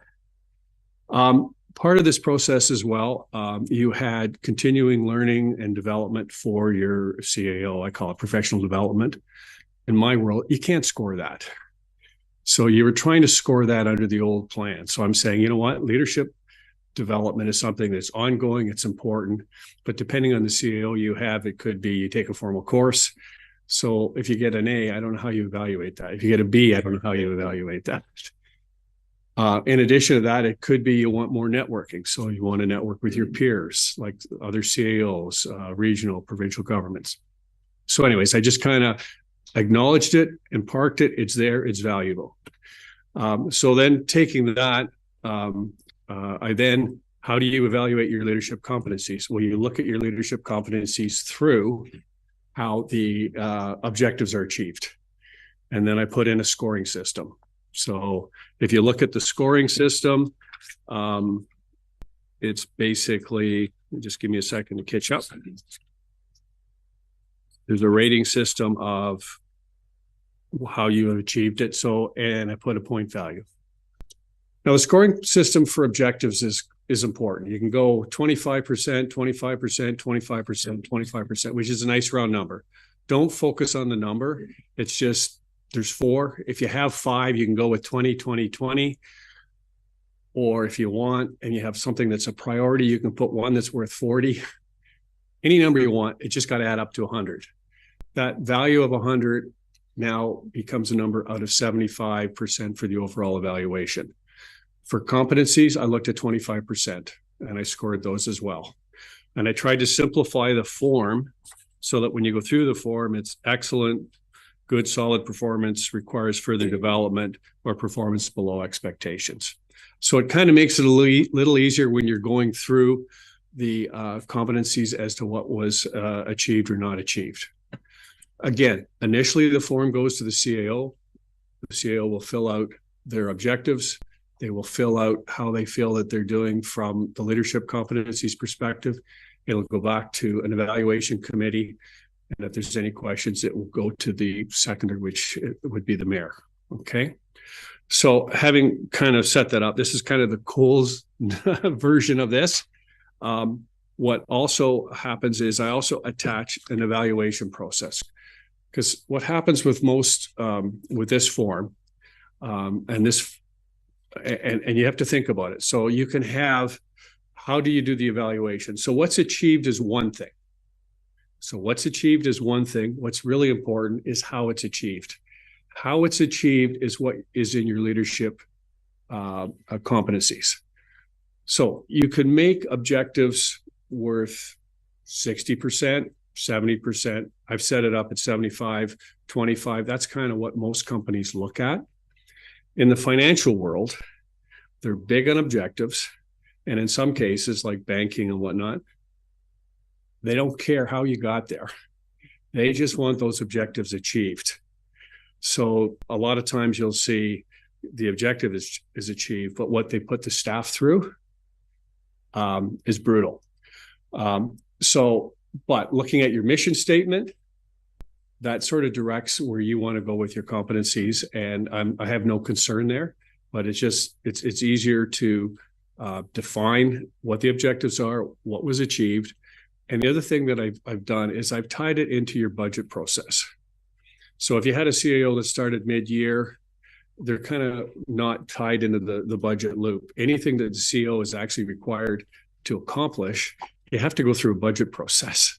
And you have to, for the most part, make sure that there's funding available.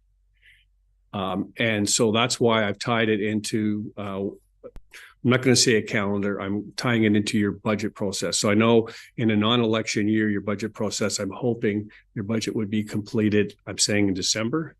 Or has it been completed? I'm not sure.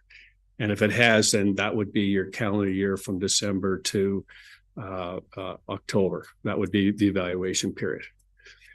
The other part of the process is to have check-ins. An evaluation process should be positive. It should be, at the worst, constructive criticism. It's about developing your CAO and the organization in a direction that you want to go. And so how do you accomplish that?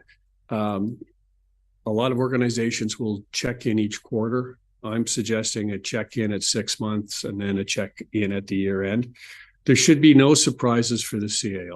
So how do you go about doing a check-in? It would be to meet with members of council. Do you have any concerns? What are those concerns?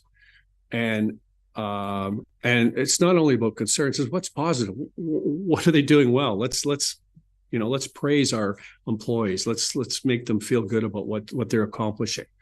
But from time to time, there are some things that will come up, and if they're minor in nature, they should be addressed as soon as possible.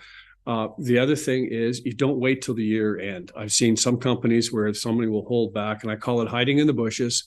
They wait till the year end and they bring out all of this stuff, and it's not fair to the individual. Because it's like if you have I'll use the example of one of my kids. If I wait a period of time and then hit them with a whole bunch of stuff all at once, you lose their attention. So you want to kind of do it as you go through. The other thing is it shouldn't be a one-off. Like I know in the political world, you know, a lot of times, you know, if council looks at staff or staff looks at council, staff may work on something really hard and then council may go in a different direction.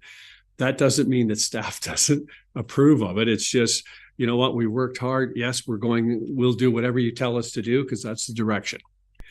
Again, and then what I would like to, I've also recommended is we do a check-in with the leadership team. Now they call it a 360, but a true 360 is when you do different levels within the organization. I'm suggesting that this 360 would be just to check in with the leadership team, so that at the year end, you would have feedback from the leadership team, you would have feedback from council, we would fill out the form, we'd come up with a common form, and then basically would go to the performance evaluation committee to see whether they agree or disagree with what's in the performance appraisal process.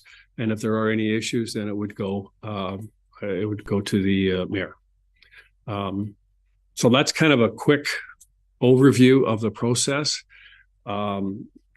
I'm certainly open for questions. The other thing I've added again is just like a little bit of a training tool, whether we do, you know, we would sit down with council to go through a training process and the leadership team individually or in a group. I'm open to feedback in regards to that. And I think that's kind of the Coles Notes version of it. Okay, thank you. But I'll open up for the committee and then we can answer any questions. Member Brennan. Thank you. Through the chair. I always forget that. Thank you. Through the chair to Mike. Thanks for this report, by the way. Just by way of maybe helping council and others. So I had the good fortune. I volunteered to sit on this performance appraisal this year. I'm not thinking just what I was getting into. And it just opened some doors for me. I've had tons of experience up until I retired, which is getting old now, with regard to performance appraisals, both on the receiving and giving end. But, you know, time waits for no one. And so I contacted my 3 of my 4 kids that are senior managers in the OPS and asked them what they're doing. And their return comments to me were disturbing, to say the least. I showed them the forms. I said, so what do you think? And they said, oh, Dad, it's not how things are done nowadays. So I'm like, damn. Anyway, they had some good suggestions. And one of them was change the whole damn process. So, the problem for us is that in evaluating the CAO, we all have different backgrounds. We all have different experience. We're not HR experts for the most part. And that's where your expertise comes in. It's not fair to those that are trying to evaluate, and it's not fair to those who we asked for comments. That was the problem with the old system, because if you don't know the rules, it can be very frustrating. And you're trying to do your best, but what's best is not currently acceptable. I was also very concerned with the lack of input from senior staff, and that's because we didn't have a process that allowed basically a sort of senior staff to transparently go through. I was upset with the fact that the manager of HR is in the middle of this whole process, and that's just terrible. Like, you don't want to be her when this is going down. I can guarantee you that. So we didn't have filters on. We didn't have a proper process. It wasn't fair to the people that are commenting. It wasn't fair to people on the board. It wasn't fair to the CAO. So here's it. This is awesome. Thank you. It's exactly what we need. Thank you for that. Member Cox. Thank you, Member Brennan. I didn't have kids to talk to, but after that, I totally agree. No, it's okay. I have 2. But anyway, I totally agree. And what I really liked was the fact that we talked about interviews, because I think it's much easier for a lot of people to talk than it is to try to write it all down and make it sound right. And then you go back and is the grammar right? And am I really doing the right thing? And I feel that you will get more information from this leadership team and from council with doing that and showing, talking to us about this, but then doing some interviews. I think that is the best way that we can possibly do to tell you how this is done. And I like the third party separate approach. And so I am totally in favor of this. And thank you very much. Thank you. Member Minnings. Thank you. And through the chair to Mr. Moffat, I loved reading what you put forward. It is actually on point and current standards. I don't know what that process was before that historically that everyone had to endure, but I would like to thank you and others who were involved, probably the committee who did the last evaluation, because I did have problems with it. And I did have a debrief with the committee, and I recommended that we need to look at it, that it wasn't working. And what you did when you said, just take that other thing out and align it to the strategic plan, which are the deliverables. They're all there nicely. I'm really looking forward to the process. Now, I do have two questions. The first one is, how do you see the performance plan for our CAO now that it will be at budget time, or just after, I guess, is what you're suggesting on an annual basis? How is this tied to remuneration for the CAO within the context of the township, et cetera? Because my experience in the workplace is that performance evaluations are tied to remuneration. Through the chair.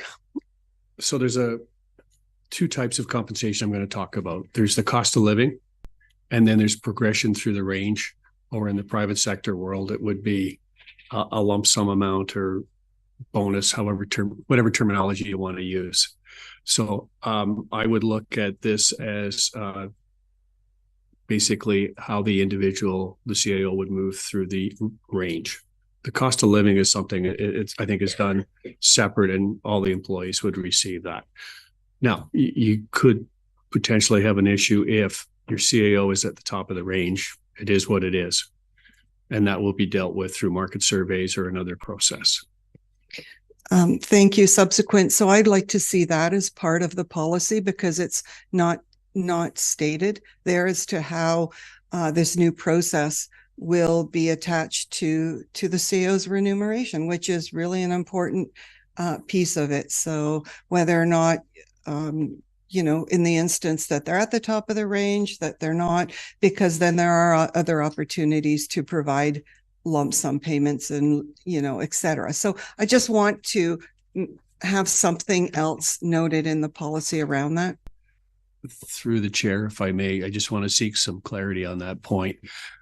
I know in the municipal world, they are very reluctant to look at bonuses or non-renewable compensation.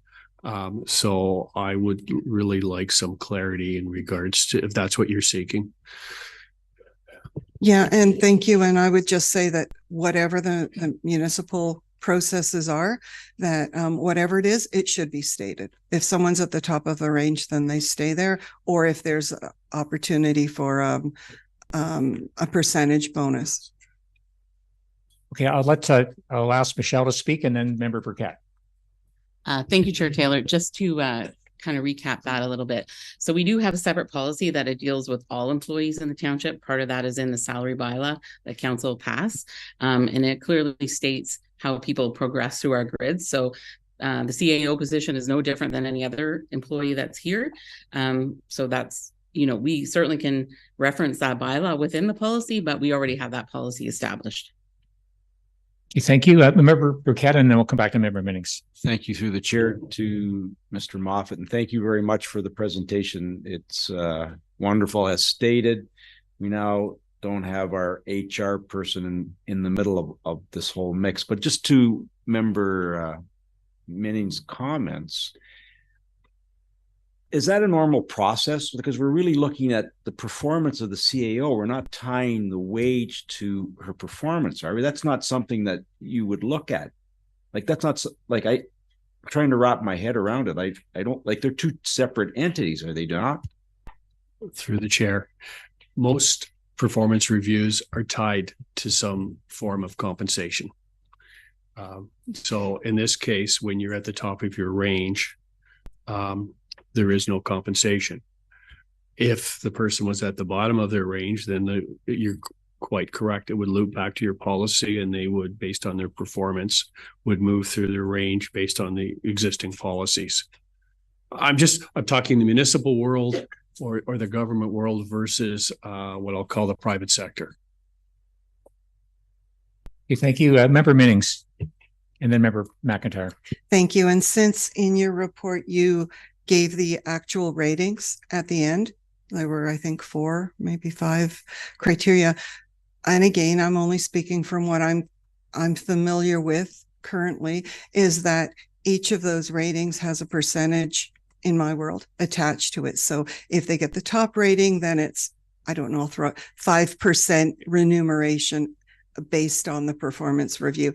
If it's less, it's always something until people reach the top of their scale. But that's the incentive for doing a performance review. And I think that's an important piece, so that staff really can achieve the most percentage remuneration they can. And again, I maybe, correct me if I'm wrong, Michelle, but the staffing and the remuneration exercises we went through, and the policy you spoke to that we've approved, the grids, they're all 100%. I agree with that. But at those discussions, there was nothing attaching their performance with the remuneration. It was an across the board. So I'm just looking for opportunities for our CEO to achieve more. And that's one thing. So if this is a standalone tool, then that's the answer. But I just asked how it's attached to remuneration. And if it's not, then that's the answer. Mr. Moffat, speak, and then Madam CEO. Through the chair, this process is really standalone. You can, if you want, but I'm going back to when I met with the performance evaluation committee. We were really looking at the process, and the process from the evaluation tool only.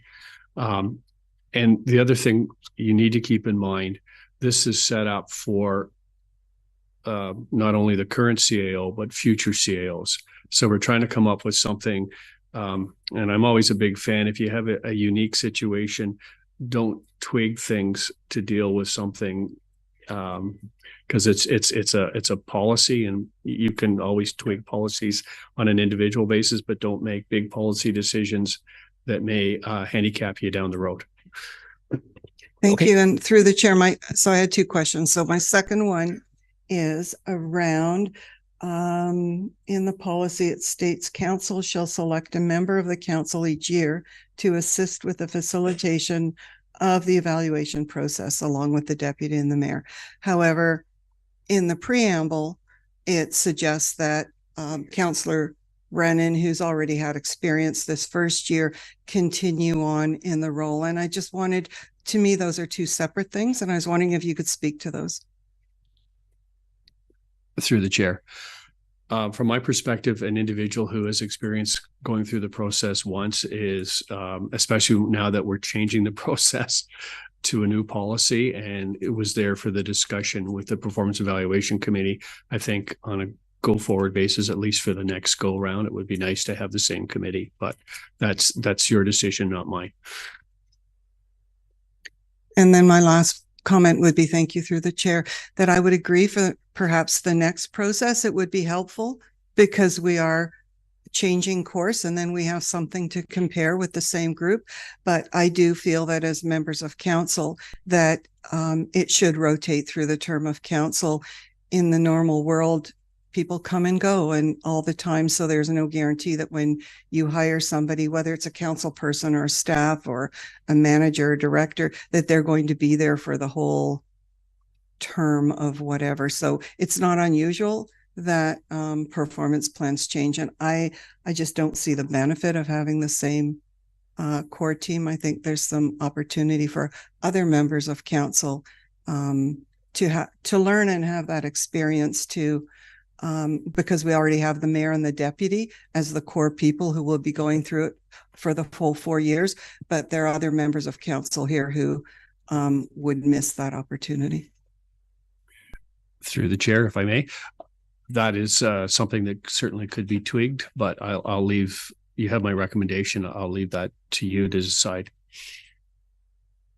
Okay, thank you. I think Madam Sao, you had your sign up. Thank you. Yes, I just wanted to clarify something Michelle said so that everybody's clear about how salary progressions work for the organization as a whole. So council sets the grid for each level of position. And within each grid, there are 5 steps. So people progress to the next step based on a successful performance appraisal. So no different mine to anyone else around the table or any staff. So there is a tie. It's maybe not stated in this policy, but as Michelle said, there is another policy that says to progress through those, you have to have a successful performance appraisal. Okay, thank you for that. Member McIntyre, did you have your sign up? Thank you to the chair. I agree with the members here that the presentation by Mr. Moffat is excellent. It's a far superior, better system.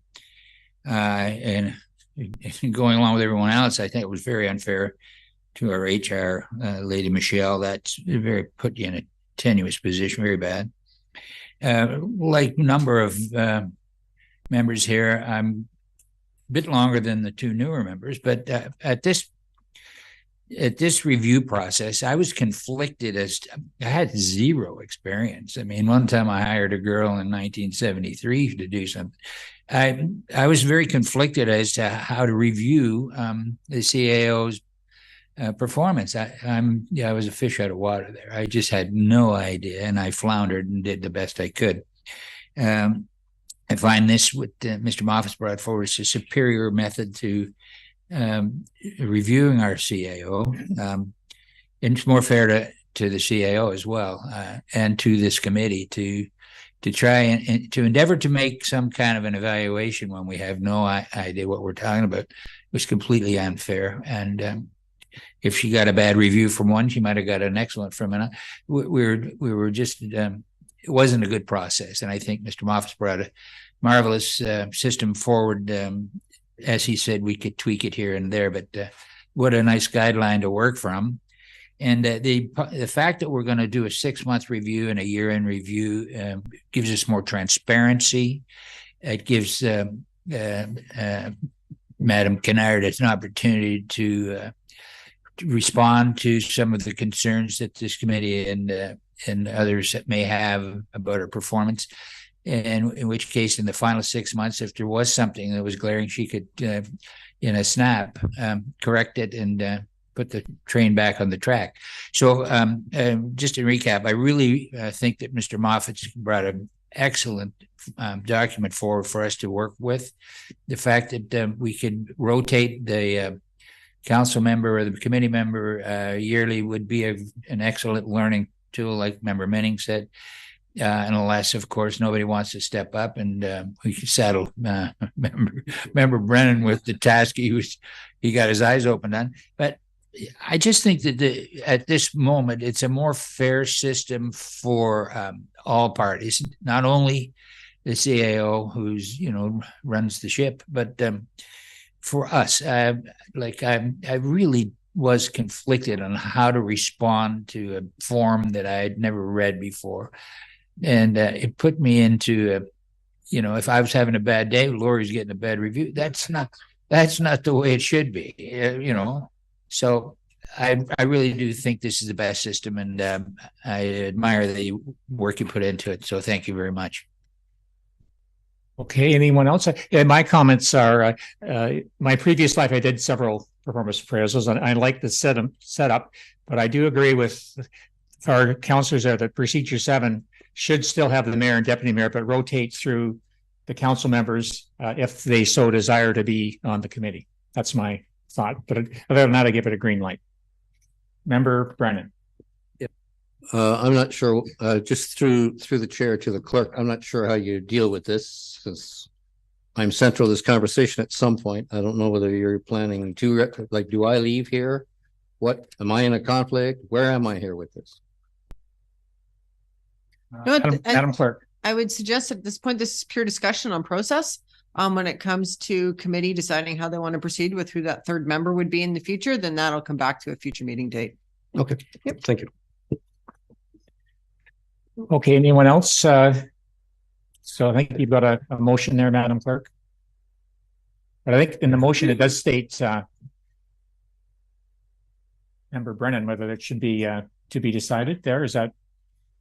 Was there general consensus for the first year that Member Brennan would remain for this year? So I'll change the last line of that. So it's just for the next year, and then it'll come back to committee.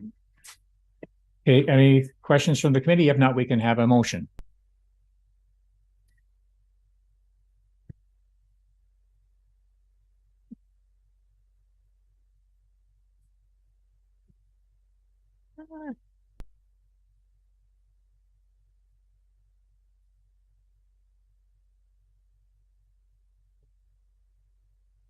Okay, so the motion reads that administration report number A23-049 dated November 22nd, 2023 regarding HR policy 77 chief administrative officer performance review evaluation process be received. And further that resources policy 77 CEO performance evaluation be amended as outlined in this report and as presented by Moffat Consulting. And finally, that the performance evaluation committee be composed of the mayor, deputy mayor, and Council Brennan for the next year. And then the third member will come back to council for decision. So that's just, so is that for the one coming up or the one that we just had? It would be for 2024 and it'll come back for 2025 and 2026. Okay, we're in agreement with that. Okay. Do we have a mover for that? Moved by Member Brennan, second by Member McIntyre. All in favor? Carried. Thank you very much. Thank you. And I believe we would be going back to F1.2, Mr. Chair. I believe we'd be going back to F1.2 at this point.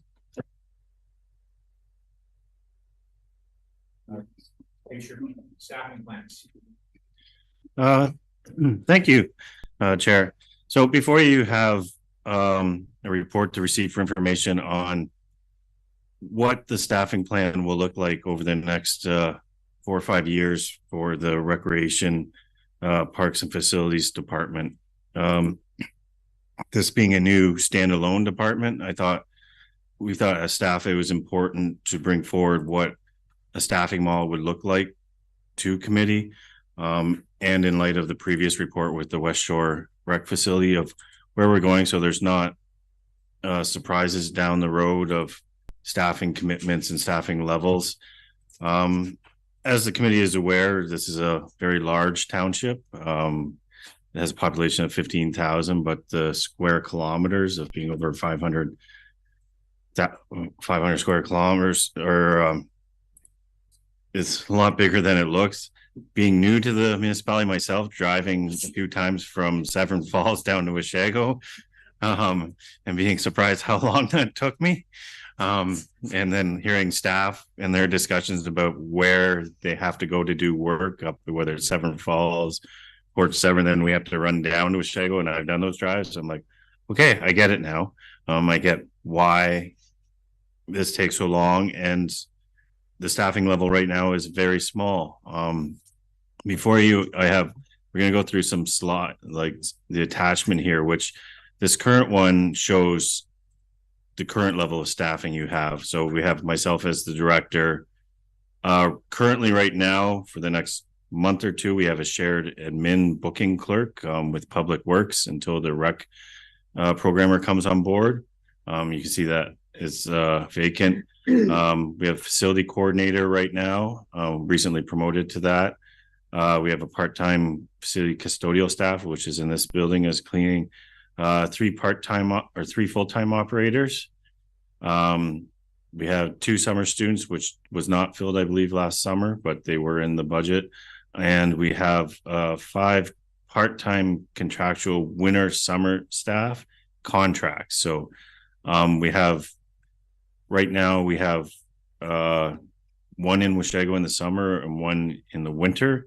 Recently that we've had a change in personnel there too, with a new employee starting on a new contract. We have in the winter, summer, the same up in Coldwater, but we have 2 winter up in Coldwater right now for the arena operations. So a very small staff component. It makes it challenging to find staff when we're on these kind of contracts and looking for seasonal contracts. We have been fortunate that the department within the last month has seen a change in our contract staff. We have 3 new contract staff coming in. We have new contract custodial cleaners starting in a week.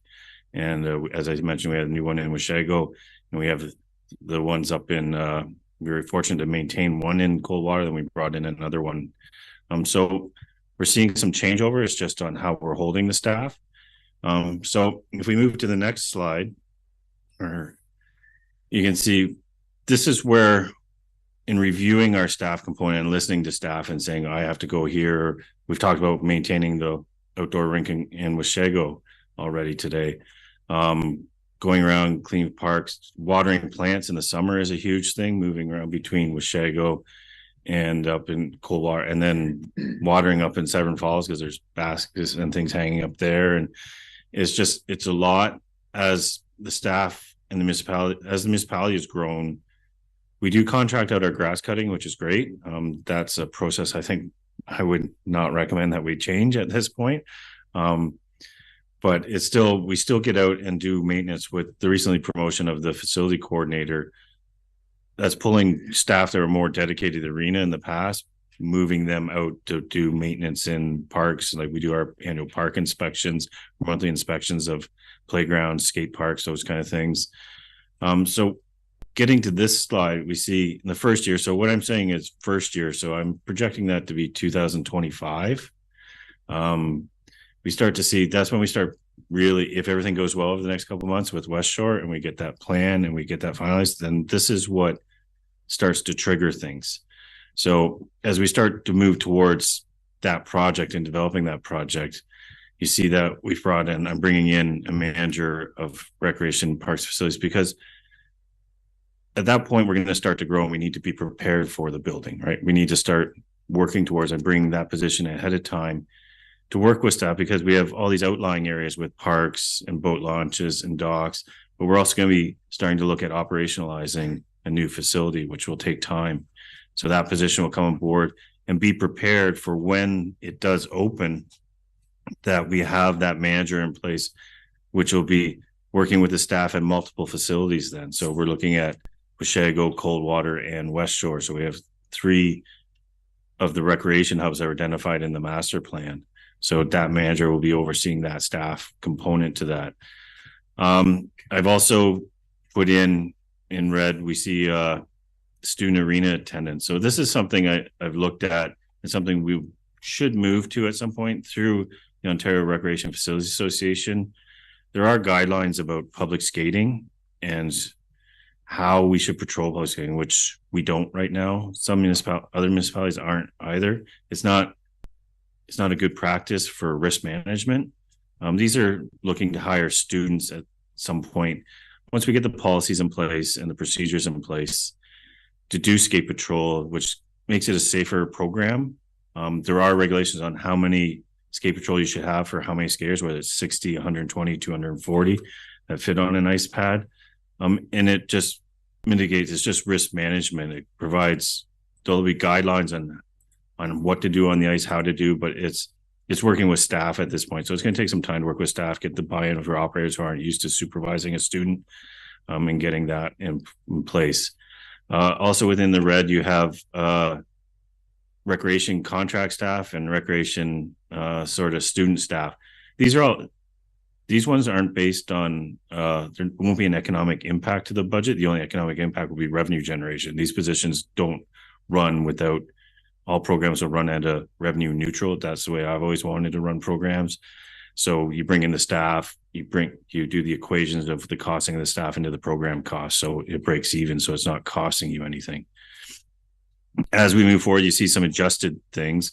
The facility custodial staff, has been adjusted to full-time from contract. That's to take on other outlying buildings within public works or firehouse. You'll see within the report, I gave a breakdown of their hours of work and what facility they would be at. So that's just moving to a more proper way of doing things, more making sure the facilities are kept up. It wouldn't be cleaning Westshore or anything like that, because that's what your operational staff would be doing. But within this building and the other outlying buildings, making sure that they're clean and in a good environment for staff to work in. I've adjusted the Westshore position to full-time.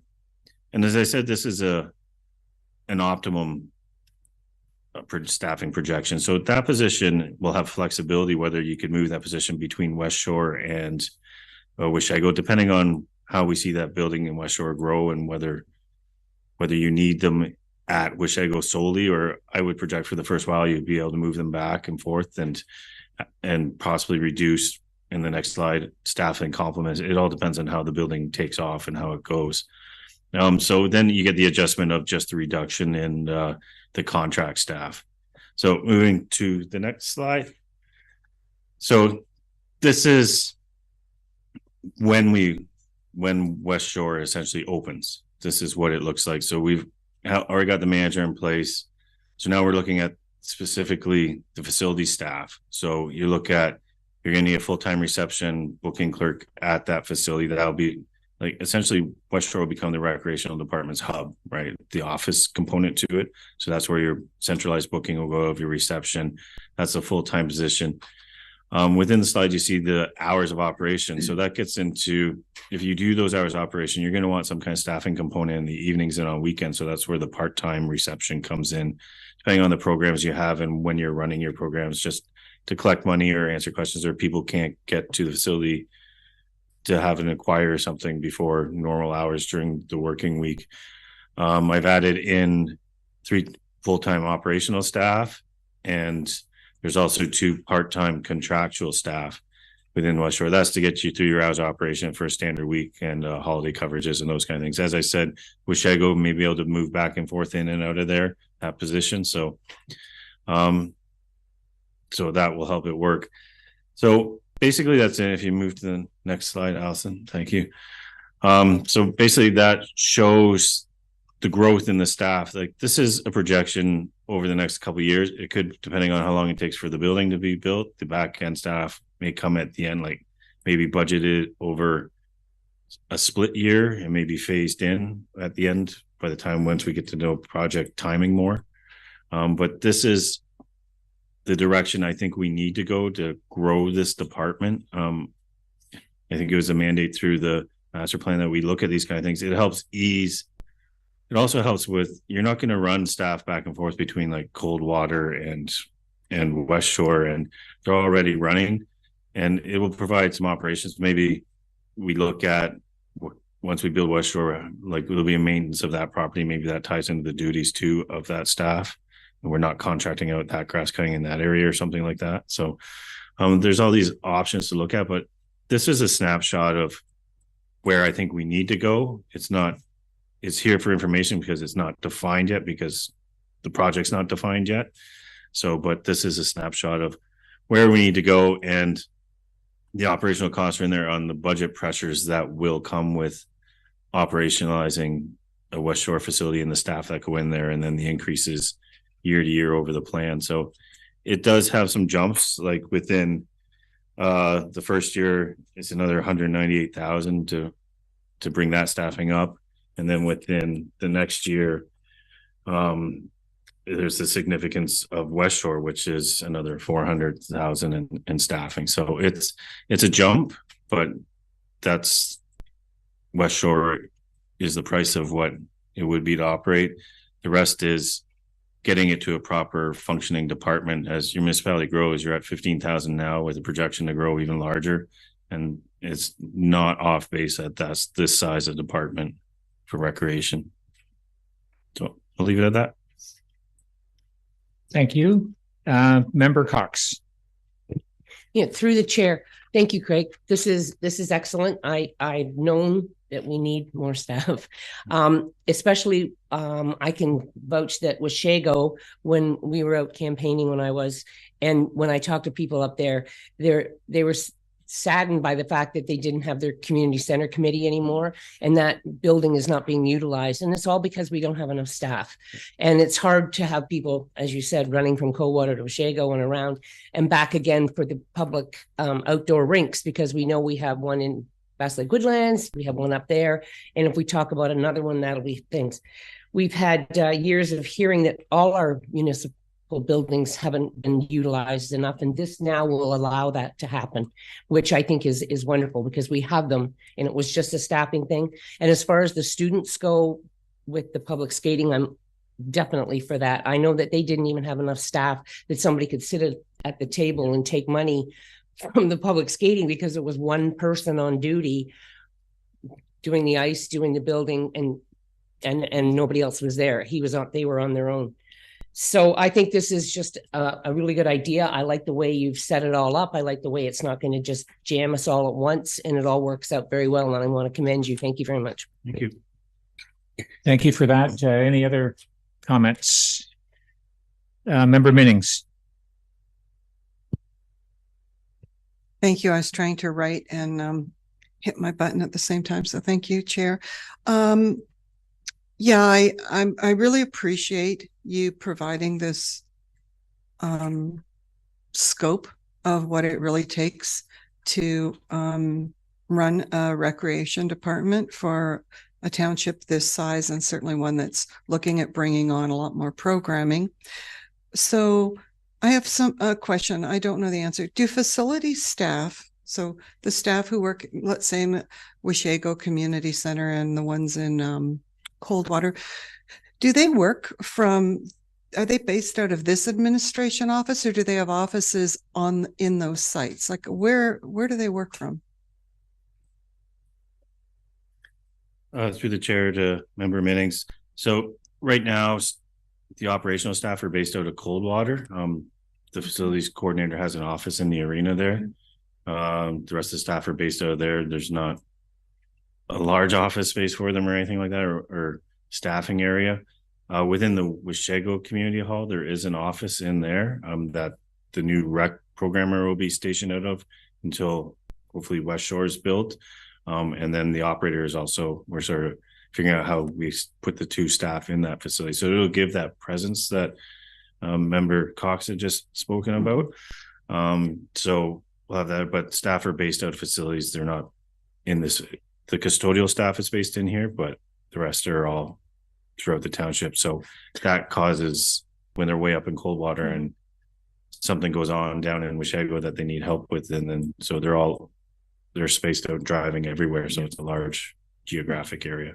So thank you for that. And subsequent. So then as you were speaking, what I was envisioning is that you're saying that between Westshore and Washago, so if there's an existing office for a coordinator there, they could be based out of Washago, for example, and their area would be the Washago and the Westshore, and they would be doing that back and forth versus an entire community. So I'm wondering, because in the Westshore Center we don't have such an office. So I'm just looking again about looking at your map and all the positions, and those bodies need somewhere. Mm-hmm.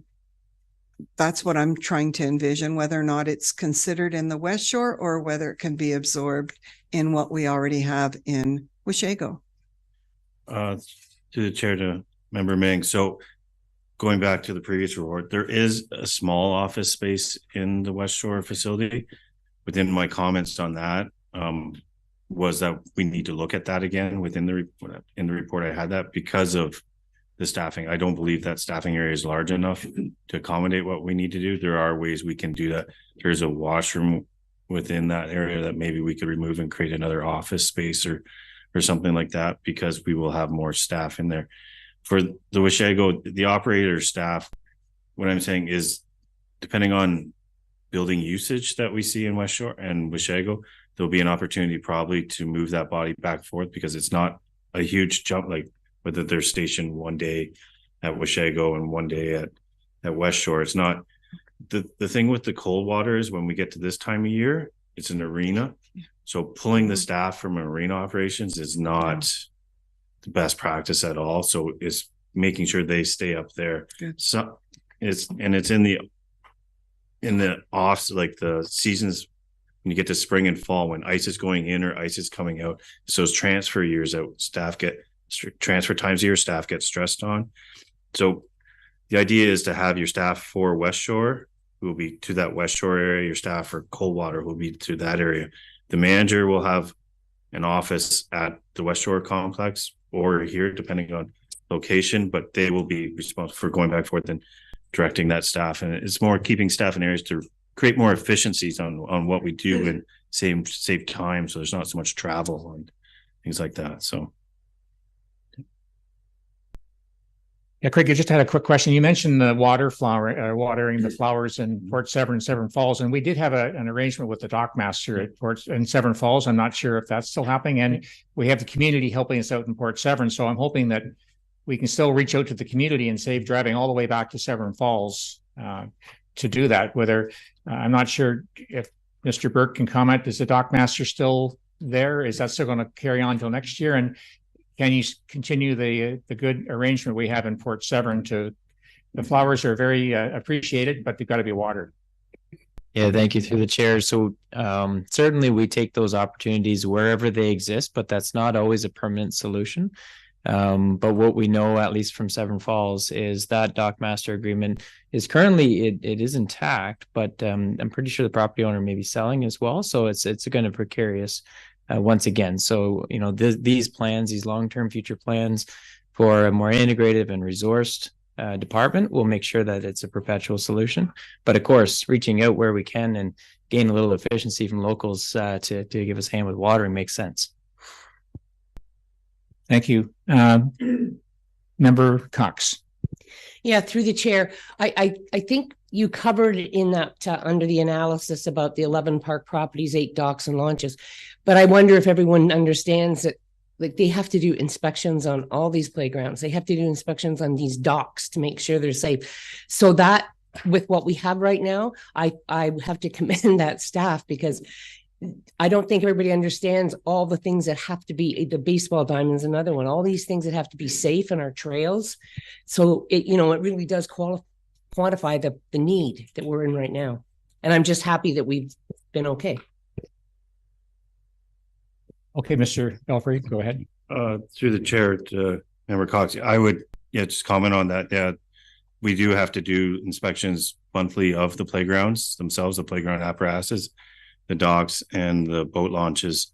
In addition, you see like the smaller ball diamonds, like because the staff are stressed, like I've come to this municipality in the last couple months and driven around and looked at it, and there are ball diamonds that we've lost. Like we've lost diamonds in Westshore, Timberline Park, like majority of them are lost. And I'm told they bring them back in a year and a half later, the weeds are back and they just can't keep up with them. So it's trying to bring back these things and make sure that the investment that this council has made and the community's made into these parks is maintained so they can be used, right? So it does, and you have to throw in, like, you have a small staff of 4 of Coldwater, then you hit summer and you have vacation allocations and those kind of things that you have to make sure that you have enough staff to get there. And there's training involved. We have to train operators on playground inspections. It's not just they go and look, they need to go for training to see what they're doing. And the more we can do in-house too, like little things like cleaning up gardens, like there's a lot of work going into gardens. Like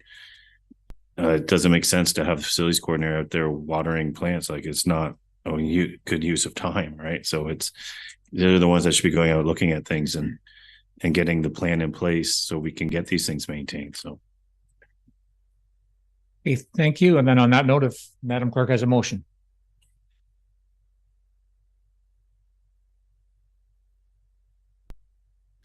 Okay, the motion reads that Recreation Report R23-022 dated November 22nd, 2023 regarding a recreation parks and facilities departmental staffing plan be received for information. Okay, we got a move by Member Cox, second by Member Minnings. All in favor? That one's carried. Thank you. Then we'll move along to F2.2, Tracy Roxborough Communication Engagement Strategy and Update. Good morning, Tracy. Good morning. I don't have to hold it. Okay. So as it is overviewed in the highlights, the purpose of this report is to provide you with a summary of the communications and engagement activities undertaken by staff, not just myself, but others within the corporation. And this is in response to council's direction within your strategic plan to complete a community engagement strategy. So I'll go over a few of the items independently in the report, just because I know that it is quite large. And then after that, we can open it up for questions if that is okay.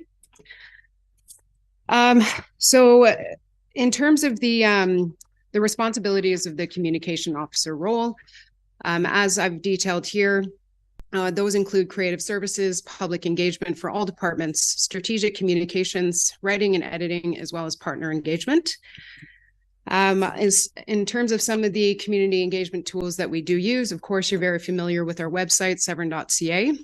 So I've included some kind of basic metrics within the report, just to kind of give you an idea of how the website is performing and the type of visits that we're receiving. So I have noted in terms of the 2022 data, there was a transition in terms of Google. It transitioned to a new analytics platform, which unfortunately we lost some of the data from 2022.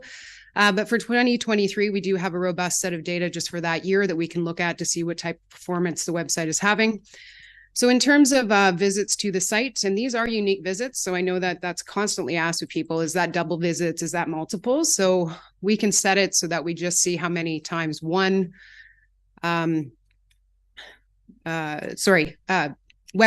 address or person from where it's what's the word? Anyways.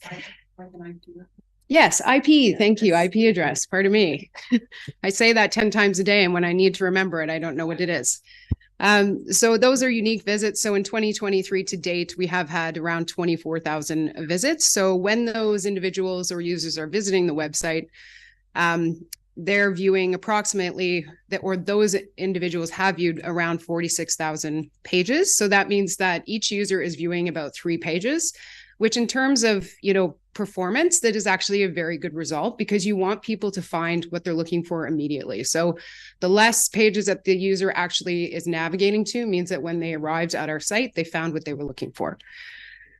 So also in terms of how people are getting to our website, the most successful is just people typing in severn.ca, which we tell them. It's verbalized, that's what we want them to do. As well as good performance from our social media platforms. And then we're just starting to look into using ads such as through Facebook or Instagram, things like that. So we'll be looking to kind of utilize that a little bit more going forward. And then also I've just included so that when people are coming to our site, what are they actually looking for? So these are just the most popular 10 pages for 2023 to date. As you can see, job postings are way up at the top. So that approximates to about 1,400 visits to that page per month. So you can tell that people are interested in working here. But also there's, open air burning and permits is quite popular, skating. And of course, applications, licenses, and permits are kind of the top 4. I've also included just some search terms that people are looking for, just to give you an idea as well that this is helpful, because sometimes it shows us things that they may not be able to find, or things that the community is interested in that may not be on our website. So we can then strategically add those items to the website to ensure that when users come, they're finding what they need. As well, we have our Have Your Say page. So this is primarily our engagement page. When we have plans, studies, reports that are ongoing, that the community has the opportunity to provide comment on, this is where those things live for the duration of that time. So it's a direct site, page they can go to then learn how to participate in these different events, or not events, sorry, plan, studies, and reports. And then as well, everyone's probably quite familiar with our news notice and alert system. So that is a direct email subscription notice. I know that council receives those, as well as staff, as well as members of the community. They can sign up. So I've just provided kind of a summary of August 1st to November when I wrote the report beginning in November. So that's just an example of what goes out monthly. And it is a balance between ensuring that you don't put out too much because you don't want people to unsubscribe when they feel that they're being inundated by too much information. So that also is strategic in ensuring that we're putting out the information that we really want people to know. And then in terms of the Severn Bulletin, that's also a way that we communicate with the public. So that is distributed 6 times a year with the billing cycles, so our water and wastewater bills, and then as well our tax bills. So the total distribution of that is around, there it is, 23,000. So of course, some of those are duplicates because some households are receiving the bill twice a year. But of course, some of the content that we include in that is our annual budget breakdown. When council was elected, your council bios, how residents could get in touch with you, fire safety, project highlights, traffic calming, water and sewer rates, lots of information that we want our community to know are included within those inserts. And then in terms of our social media channels, we also provide a lot of information through those, which is why we're always encouraging people to subscribe, because it is a very fast, efficient, and effective way to communicate with the public. So we did, I believe, it was probably before everyone was here, but we do have a social media strategy that was provided to council. So that is something that I work with ongoing to ensure that we're making progress within that. I have included a link within the report to that document if you'd like to take a look at it. But overall, we are delivering on that. And as well, within that section for the social media channels, I've just kind of given you an overview of what we do provide on our social media platform. So anything that goes out within our news and notices is also included on our social media platforms. And then we also have annual or cyclical content and campaign that is kind of put out around the same time each year. So within each of the departments, I've included some of the examples of that type of content. So for example, with building, how to book your building inspection online, building permit guide, our event, how to get an event tent permit. And then as well, you can see continuing on to clerks, examples include council and committee meetings, dog tags, kennel licenses, noise bylaw, etc. So if you're interested to see some of the campaigns and information that is put out, you can just kind of read through that as well. In terms of our social media metrics, we're doing extremely well. We've exceeded the goals that we did have within our social media strategy. So for example, from the implementation of the social media strategy last year, we've increased our Facebook followers by 616 or 144%, which is actually, considering the size of our population, and that generally it may be only one person per household that is actually, subscribing or active on social media, which based on the statistics that we have available, it generally tends to be the women within the household that subscribe to these type of things. Also, in terms of Twitter, again, we've exceeded our goal of 20%, which is 115% in that same time period. Instagram as well by 123%. And we also have an internal LinkedIn strategy that we're working to implement as well. And then it's also important to mention some of the other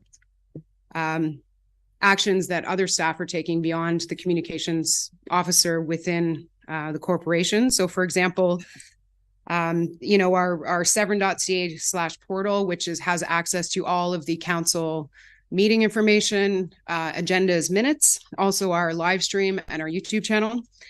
The community at all times has access to departments and staff by email and phone, also at multiple locations, at the arena, sometimes at Westshore Community Center, but also they can walk in here at the admin building and speak to one of us. Our LED outdoor signage is another way for us to communicate with the public, such as through fire bans, council meetings, community events. That type of information does go up on the screens, job postings, etc. Our online forums. So we created those forums so that the community has a mechanism to communicate with us directly if they don't want to come into the office. So for example, they can report a concern such as a street light out, a pothole, etc., or they can file a bylaw complaint. They can sign up to volunteer for our outdoor rinks. There's lots of opportunities for them to use those online forms, the book your building inspection online, all of those types of things. We've tried to give them the opportunity to do that as well. Also, specific project related engagements. So hand-delivered notices for planning, building, or public works projects. Also signs placed on lands to inform residents of planning, building, or public works projects. Our signage plan, of course, that is a way to communicate with the public as well, visually, just showing them where they've arrived and that association with points of place. And also tourism and promotional activities. So we are releasing our final article with National Post on December 1st. We also do print and digital articles and advertising through our partner agencies such as Aurelian Lake Country, Segbay Chamber of Commerce, and Simcoe County Tourism. So based on these, a summary of our activities, part of this report is recommending that we continue to utilize these multiple tools to communicate with our stakeholders, and as well that we continue application of the social media strategy, distribution of the Severn Bulletin, maintenance and enhancements as required to the website, which does require ongoing care, continued implementation of additional stakeholder communications and engagement efforts by the corporation as a whole, and that the communications officer report annually to council and committee on these actions and the results of those for your information. Or alternatively, that is, kind of the end of the overview. I'd like to just answer any questions you may have and go from there. Thank you. Thank you for the report, and I'll open it up to the committee. Member Burkett. Through the chair, I just want to say thank you, Tracy, for what you do. You brought us into the new millennium, future of, I guess, cell phones, Facebook. I look here at the Facebook contact reached 171,000 people, which is huge. And I know the amount of people that are on Facebook, but I just want to say thank you to you. But thank you to Madam CAO for bringing a communications officer into the world of the Township of Severn, because we never used to have one. Okay, Member Minnings. I thank you. Through the chair to Tracy, I didn't know your position was relatively new either. So that's a great report.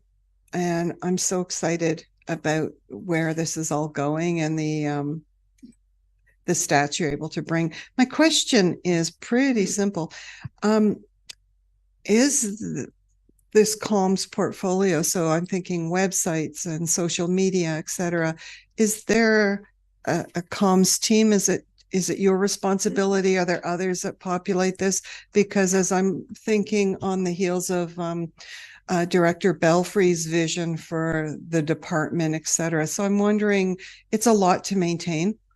I can't maintain Facebook groups, like just participation. That's why I went off them. So the fact that you're doing this, and then I do see all of your news notices and alerts are then shared on community Facebook groups, and other people are taking this and running with it. So it's such an important piece of work that the township does. So that question may not be for Tracy, but maybe the CAO. But so I'm just wondering if others in the township office also do it, and what your vision is to continue to be able to maintain and run with whatever else is planned for comms. Thank you. Thank you, Madam CAO. Thank you. Through the chair, Tracy is definitely the driver of all of the work. The department staff help her with content, but she is definitely our writer. And she does an amazing job. She takes on way too much, and I have to scale her back to what's manageable. And it is a big portfolio going forward. And really, the reason that the item is on your agenda is because in your strat plan you wanted a strategy, and we thought perhaps you weren't aware of all the things that we are already doing, because we have a pretty full portfolio and a full plate, and we could look at expanding if that was council's desire, but there isn't. Tracy doesn't have too much more capacity in her day, for sure. Thank you, Madam Member Cox. Yep, through the chair. Thank you. Just a couple of things. the communication that you want to do once a year, would there be any chance we could do it 2 times a year? And the only reason I'm asking is I'd like to see where we're at with it, or if there's something that you have a concern with. Otherwise, if you just want to do it once, I get it, but I think it would be helpful for us. It's up to the CAO and you. It doesn't have to be a massive report, just even if you did some of these stats that you have here and things, but otherwise I'm okay. The other one is, why would you want to utilize the ads on the page? So through the chair to Member Cox. So in terms of ads, that is something, say that maybe we're not getting a great level of engagement with. So for example, I used it for the economic development strategy because we wanted to really try and encourage more engagement with the survey. I've also used it for fire permits. So we really try to drive the fire permit thing home because there are annual permits in January. So when we really want to push something forward and maybe we want to try and get that extra level of engagement, that's when the ads are used. And I think they're not quite utilized to their full capacity now. I think there's more opportunities. So we'll see what the coming year can bring for terms of those types of things. Okay. I wasn't sure what you're using for, but I have seen good luck with those. And the other one would be, when you did the promotion tourism activity, the National Post one, and you do those types of things, would it be possible if you just whip that out to us? Because no offense, I would not have known of it if Member McIntyre hadn't. So I think those are good news stories for us that I actually took it and shared because I thought it was so good to let people know where we were at and what you do and what we do. And I think the other one I totally would promote is your news notices and alerts. I've heard so many people good things about them. And I think a lot of people just, if you don't get it, but they're handy. They're the best thing ever. We hear what a street's being closed, all those things, and it's really nice. Okay, thank you very much for all your work. Thank you, Madam CEO. Thank you. I just wanted to wrap 2 things that the Deputy Mayor had said.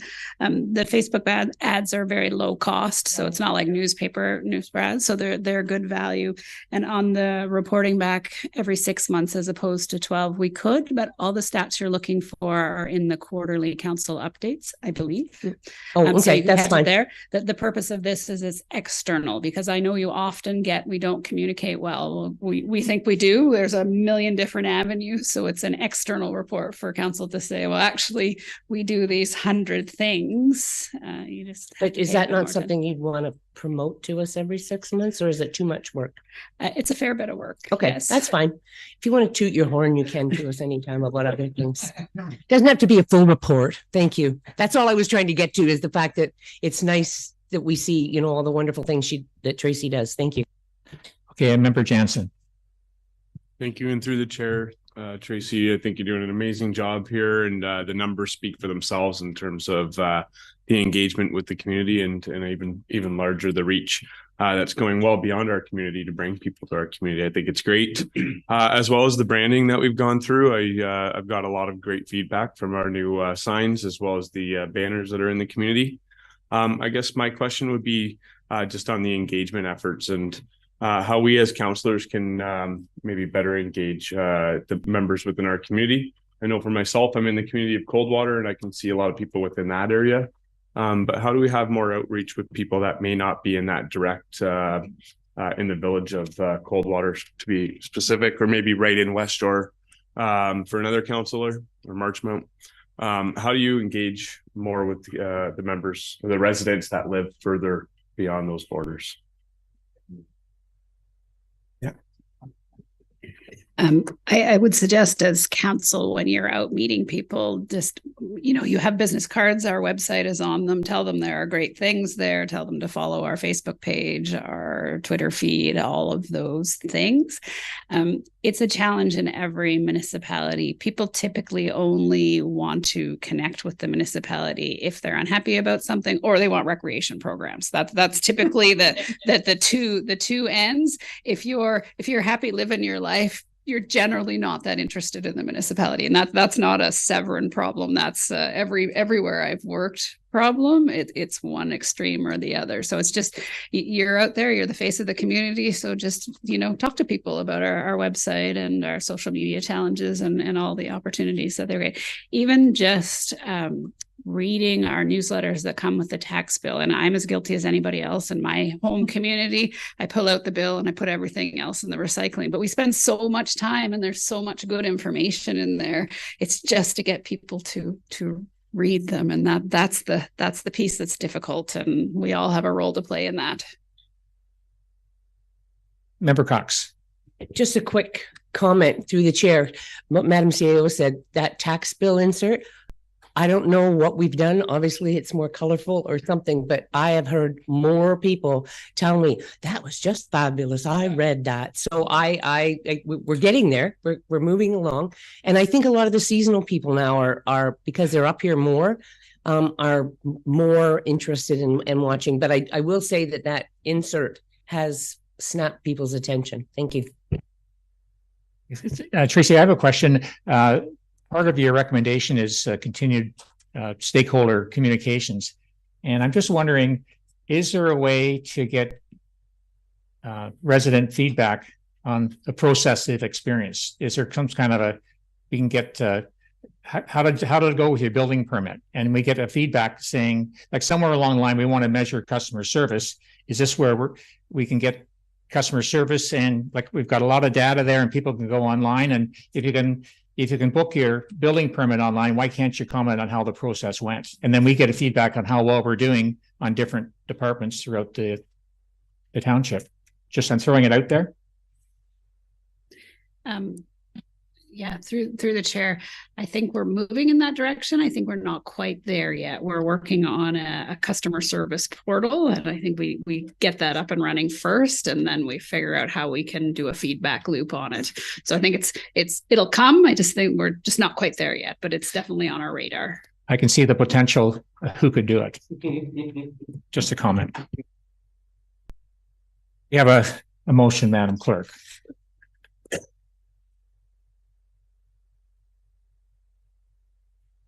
Okay, the motion reads that Administration Report number A23-042 dated November 22nd, 2023 regarding a community engagement strategy and update be received, and that the communications officer continues to work towards ongoing application of the social media strategy and related plans, continued distribution of the Severn Bulletin 6 times per year, maintenance and enhancements as required to Severn.ca, continued implementation of additional stakeholder communications and engagement efforts, that the communication officer report annually to council and committee on these actions. Great. We have a moved by Member Cox, second by Member Jansen. All in favor? And that's carried. Does the committee want to keep going with Mr. Burke, or we break for lunch? Lunch isn't here yet. I guess we'll carry on then.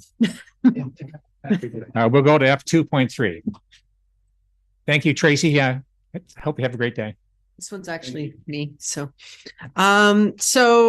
staff have been working with Nelson's Aggregate for the better part of a year now towards a agreement where they would go under Burnside to access their approved additional 2 extraction locations. This would allow for the aggregate to go under the road rather than up and over, and they would continue to refine it and process it in their existing site. The trucks would go in and out of the existing location and access point. So the only vehicles that would need to access the aggregate pits on the other side would be the actual Nelson staff trucks and such, when they need to get in there to actually, open the pits and do the work. But otherwise, the general traffic would all still flow through the existing entrance. In the staff report, there was a map included. I can put it up on the screen if that would help. Give me one moment. No, it's Burnside. It's the one down the street. It's the quarry down the street. Yeah. So this is the existing main quarry over here on Burnside that they operate. This is where the trucks go in and out, and then they have their wash station, which is what we did the tour of. I can try and make it bigger. Here it is here. I was just thinking for the public thing. If there's people watching. I can try. All right. Is that a bit better? Okay. So they have already existing licensed approval to do extraction in this phase 1A and phase 1B areas. That's already part of their existing license. So the question is then, how do they access those? So they're proposing, as has happened, I guess, in a couple of other locations through the province, to go under the road rather than up and over. So you'll see a little bit of a dotted line here, which is the route they're proposing to take. And this is what it would look like. So the raw aggregate would go under the road through a conveyor belt system and come back over to the main quarry site for processing, refinement, and pickup by the various trucks that come for filling. There would be security fencing. There's a security that's required, but we're looking to find the least intrusive method of providing them access to their site on the other side of Burnside. We are very cognizant of the fact that the road has just been resurfaced, but the quarry would pay for any costs related to having to put that crossing in. So road restoration, everything. So there should be no cost borne by the municipality to make this happen. Member Burkett. Thank you. Through the chair to Madam Clerk. How many acres are on that other side that they're going to open up now? That's all right. I genuinely don't know. It is a good amount of land, especially that phase 5B. It stretches over quite a ways. So just so everyone has it, this is the Utah Trail that will be bisected here, but it is a fairly substantial piece. So there'll be activities here for quite a while. They're looking to commence work on the crossing, if approved, within the next 2 to 5 years. So it's not going to happen next year, but it'll happen in not too far away of the foreseeable future either. Through supplementary, if I may, what year were they given permission to or license these pits? Do we know? I don't know. I do know that it's part of their existing license, so there's no changing that at this point. Thank you, Member Cox. Yeah, through the chair to, I think, Mr. Burke. When this goes under the road, everything, they'll do it all properly. I know that. But it says it's going to intersect the trail. Would they go under that, or what are they going to do there? Under the trail too? I thought so. Okay, here's a concern I have. That's the proposed trail crossing right there. Yeah. Here's what I have is this going to be a noise factor more so than anything else, or because it's under that, what do you call those things? Conveyor, that'd be the word. I just would like a clarification on that. So through the chair, I don't know if we have, a technical response for the noise, and there hasn't been a noise study performed, and this still is a bit early. Mm-hmm. We'll get engineering plans. We could request noise mitigation study, but generally speaking, just knowing how those operations work, the conveyors aren't that noisy really. And so yeah, we can relay that message to them, but I'm not sure if that would be also there's not as many sensitive receivers in that particular location, in terms of noise receivers. There's an active shooting range nearby. Yeah, but we get complaints about that too. Just thought I'd try to mitigate before we get there. My other one is, so will this mean that their aggregate extraction and the number of trucks are going to increase? Or do we have any idea, or have we asked that question? We don't know 100% certain. I'd like to ask that question. I expect that they will not be accessing the site until their existing aggregate resources on their current site are exhausted. So, but I mean, I don't know if there's also a way for us to limit or control that. Oh, I know there aren't. I just would like to know. But we can certainly ask them that. Yeah. I'm pretty sure they're probably watching right now. So, okay. We can certainly ask that question to them, but okay, that was just a question I'd like to know, because we all know that is the most complaints we get from our residents, is that trail, that haul route, more than any other haul route. And I just wondered if the fact of the underground is, I don't think it's really near any home, but it's at least, I think, near one, but I'm not sure if they own it or not. Anyway, yeah, Mr. Burke, sorry. Mr. Burke. Yeah, I think the only thing to note is, like all aggregate extraction licenses, a very critical and, integral part of it is the years of annual tonnage permitted to leave, the quarry. And so, that their current license would have, a set number. And actually, I know for a fact that they don't export to that limit. And this extraction agreement or license rather would have another one. So, market's going to drive how much physically leaves the pit or the quarry, but they do have set limits through the licensing acts or through the license. Okay, and I got that. Thank you, Member Minnings, and then Member McIntyre.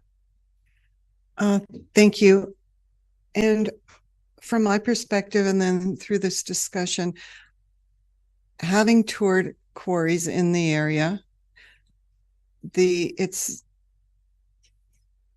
quarries that explained to me, and we certainly saw blasting at one, that is where the noise, etc., tends to happen, and also through the truck traffic. And I think this is actually I don't know if it's innovative or if this is done elsewhere, but from where I see, if we can keep much of the movement underground using this conveyor system that's been proposed, I think the alternative would be to have actual trucks now travel over top using some new kind of road system, which I think is more disruptive. So from what I'm seeing and my limited knowledge of quarries and aggregates, I do think this is a very innovative solution to keep things underground. Thank you, Member McIntyre. Through the chair to Mr. Burke, do we have any idea of whether the existing pit's just about at its life's end? And if so, why wouldn't they just move their operation to the secondary pit instead of going under the road and across the trail and stuff? You'd wonder why would they not just move their whole operation across to the new pit that's filled with aggregate instead of, or do we know if that pit's just about finished? So through the chair, I think we really don't know that answer. I mean, each aggregate producer is going to have a reason why they're choosing this. But from brief discussions with the proposal during the proposal, we understand that is long-term planning, right? Like long-term planning to make sure that the source is available for continued extraction.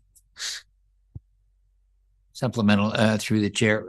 Then I think maybe a great question would be to ask them, are they almost at the end of their existing run with the pit that they have? If it's just about finished, instead of going through all this gymnastics, you'd wonder why wouldn't they just move the operation across the street? And I see a hand there from our. I think Madam Clerk has a comment. Thank you.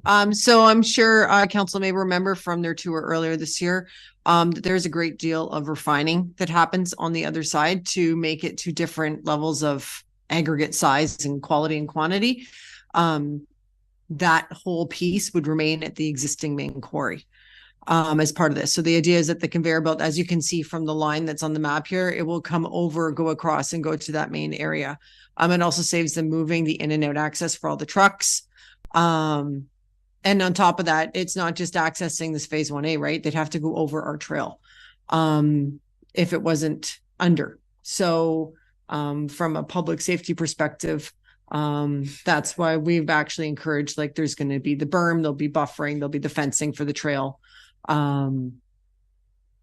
It's a lot more than just the basic aggregate extraction from, if I recall, what we had on our tour back in the spring.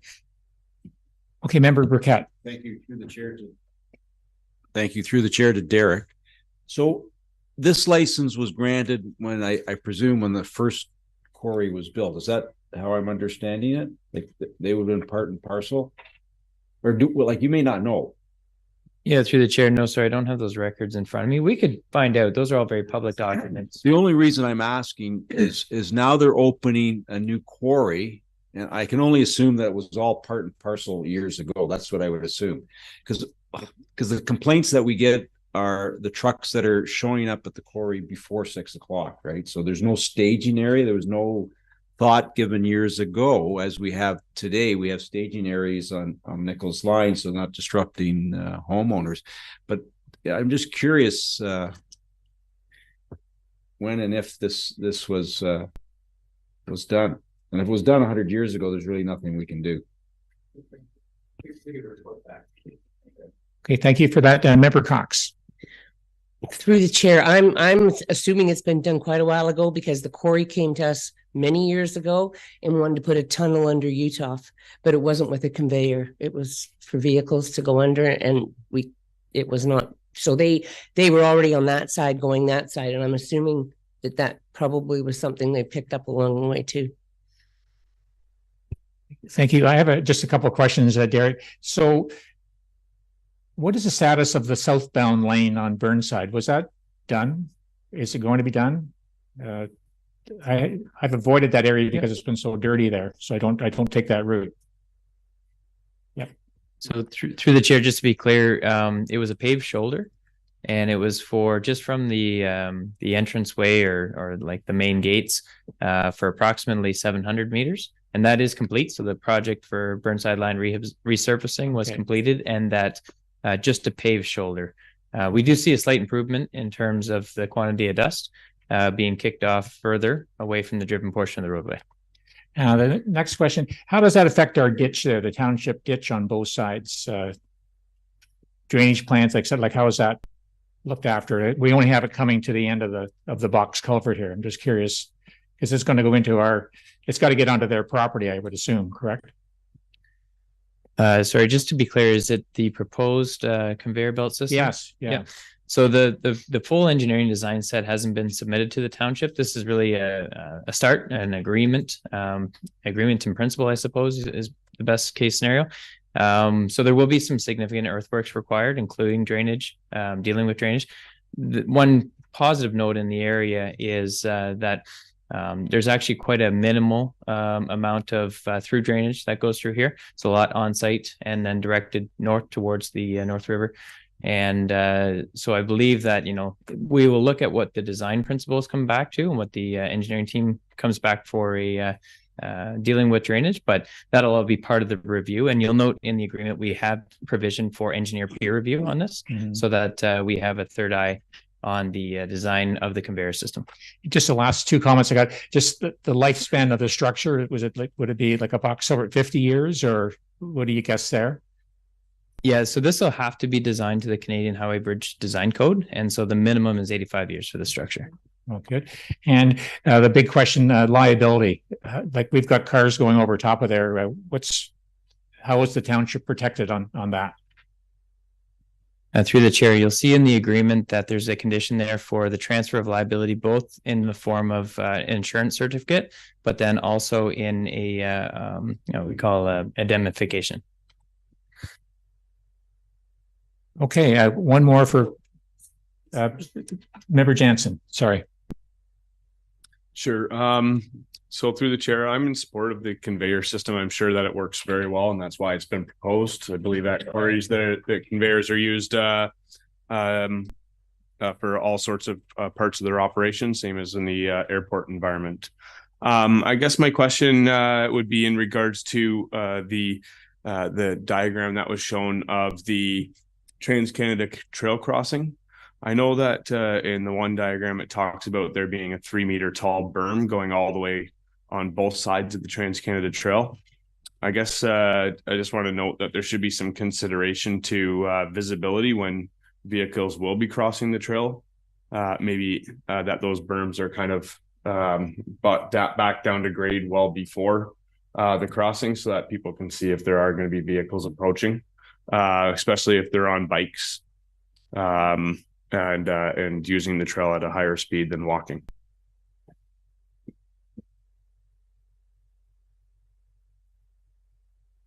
Okay, in that case, we'll ask for a motion from the clerk.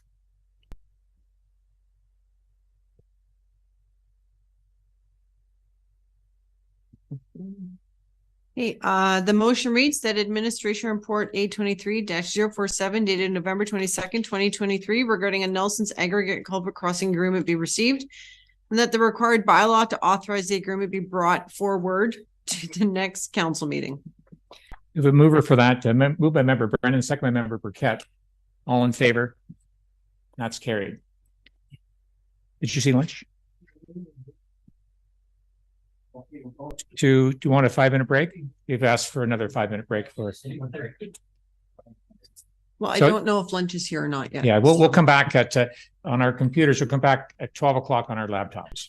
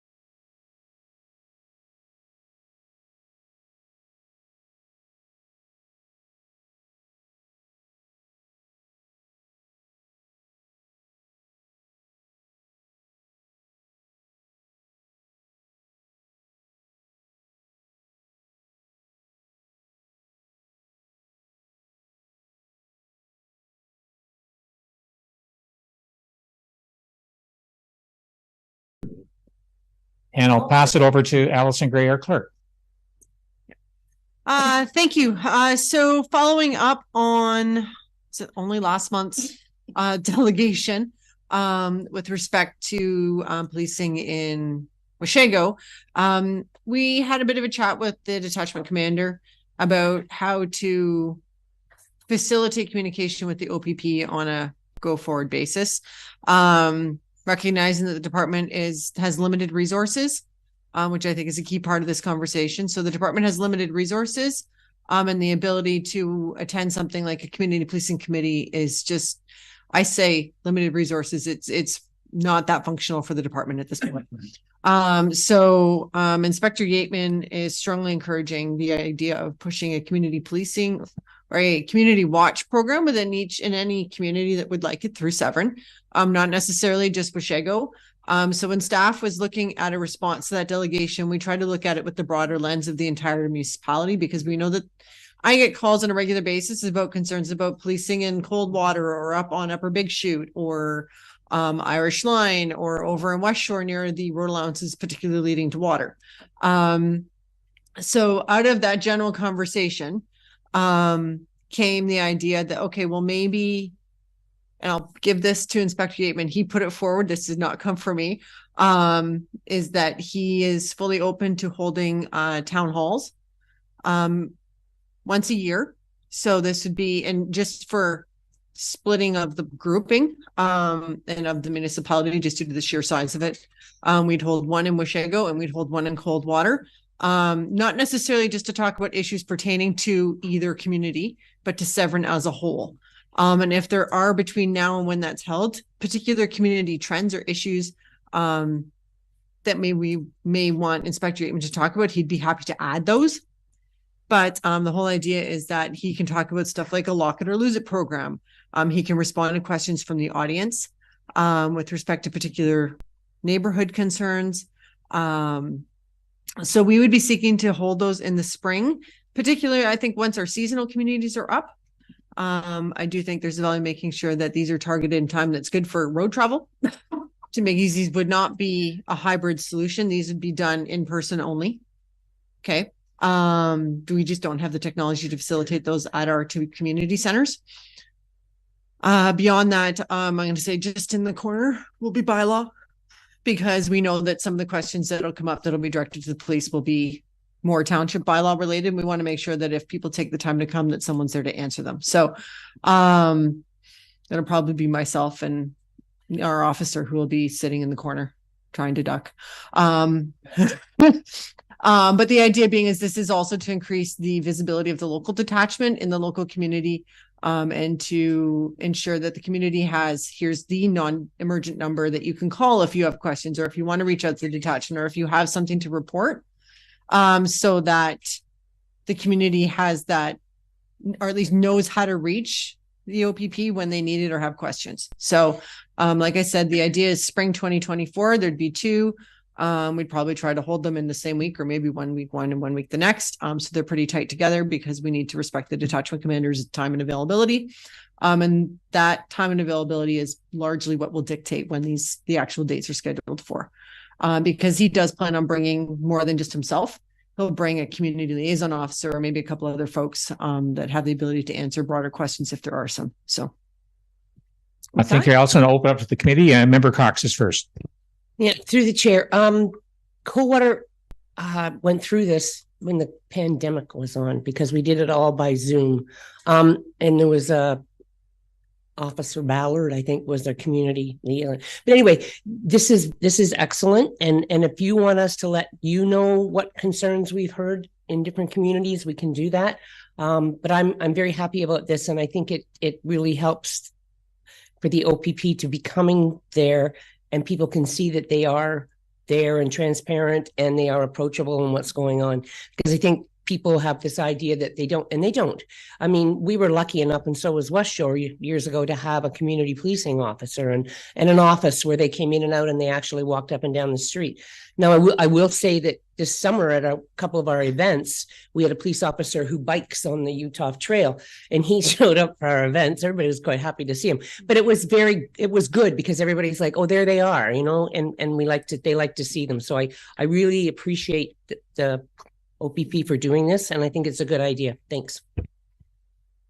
Thank you. Any other comments? If not, the clerk, go ahead. So what staff will probably do is reach out to council, and if you want to let us know of any interested community group to reach out to as well, about a month out from the presentation, so we can start to organize that, so we make sure we have current topics and things like that that are actively happening versus historical matters that have long since been trumped by other issues that might be more paramount now to the local community, right? If some of those are still sitting around, then we can pass those along as well. So going back to, and maybe the one thing I should loop back to is going back to the delegation that came last month, we would reach out to them in the new year to see if they have any particular ongoing concerns as well, that they would like to see raised. So, because that's came as a result of their deputation. So. Thank you. The Ward 5 councillor has his flag up. I just wanted to comment through the chair that Inspector Coyer was here last visit, and he indicated that Washego would be the targeted municipality for November. He wasn't lying. There's more police coming through there than normal, and we're pleased to see that he said they would be there, and they've been there. I haven't seen any radar or anything, but there's a bigger police presence in Washego than normal. That's just a comment. Thank you for the update. If we have a motion there, Madam Clerk. Oh, sorry, Member Jansen.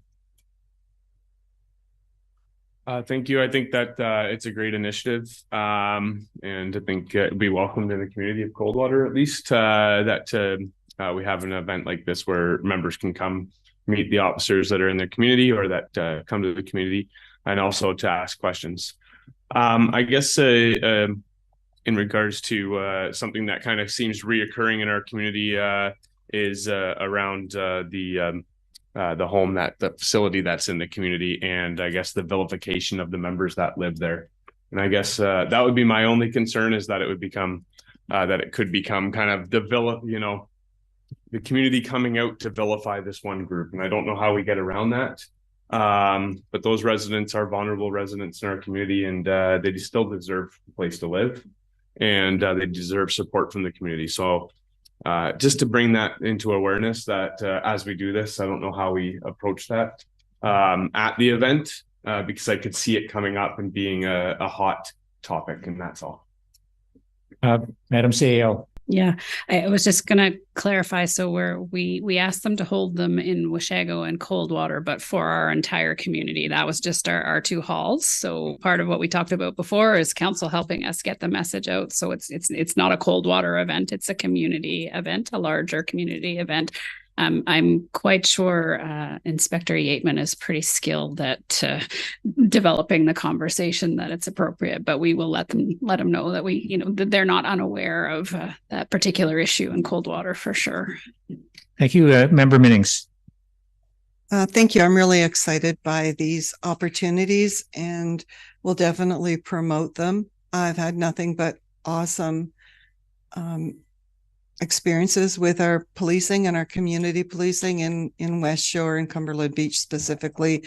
And my question to you, Allison, is around future opportunities, and where I'm thinking is to have an opportunity for the OPP to also have a youth forum, because I've seen firsthand the benefit of having police officers at the school who are having fun. They're not in their official role, they're in their community policing role. So whether it's handing out stickers, but they're also educating the kids at Severn shores when they see them on the sidewalk, etc. So I'm just wondering if there's subsequent, as we go forward, that this might not be just a one-time opportunity, but I know the police do a great job engaging youth, and if that could be a specific kind of forum. Yeah, Madam Clerk. I can certainly put the request into Inspector Yateman. I know for next year, I think the idea was he only wanted to do one, so I pushed him to two. But I can definitely put the idea in his head. And I'm sure he can maybe fold something into that general presentation about youth outreach too. So, and connections and that type of stuff. So, okay, Member Cox. Further to what Member Minning said, and I could be wrong, but I definitely do remember after the pandemic that I think the Simcoe County Board, the police don't go into the schools anymore. They've been, that's something that they've just changed, and the police were quite upset about the fact that they couldn't even do the DARE program or go in and do things. And I think that that's a sad thing. And I think maybe that's something we could talk about at one of those meetings. Okay, thanks for that. If we have a motion, Madam Clerk. thank you. The motion reads that administration report number A23-051 dated November 22nd, 2023 regarding OPP and community outreach be received, and that staff work with the OPP to schedule 2 town hall meetings in Washego and Coldwater for spring 2024 with a focus on policing trends, community watch programs, and other local Severn issues related to policing and enforcement. Okay, we had a mover for that. Moved by Member Minnings, second by Member Cox. All in favor? That's carried. Lunch is here, so. Lunch is here, so we'll take a break and we'll come back in a half an hour at 12:45.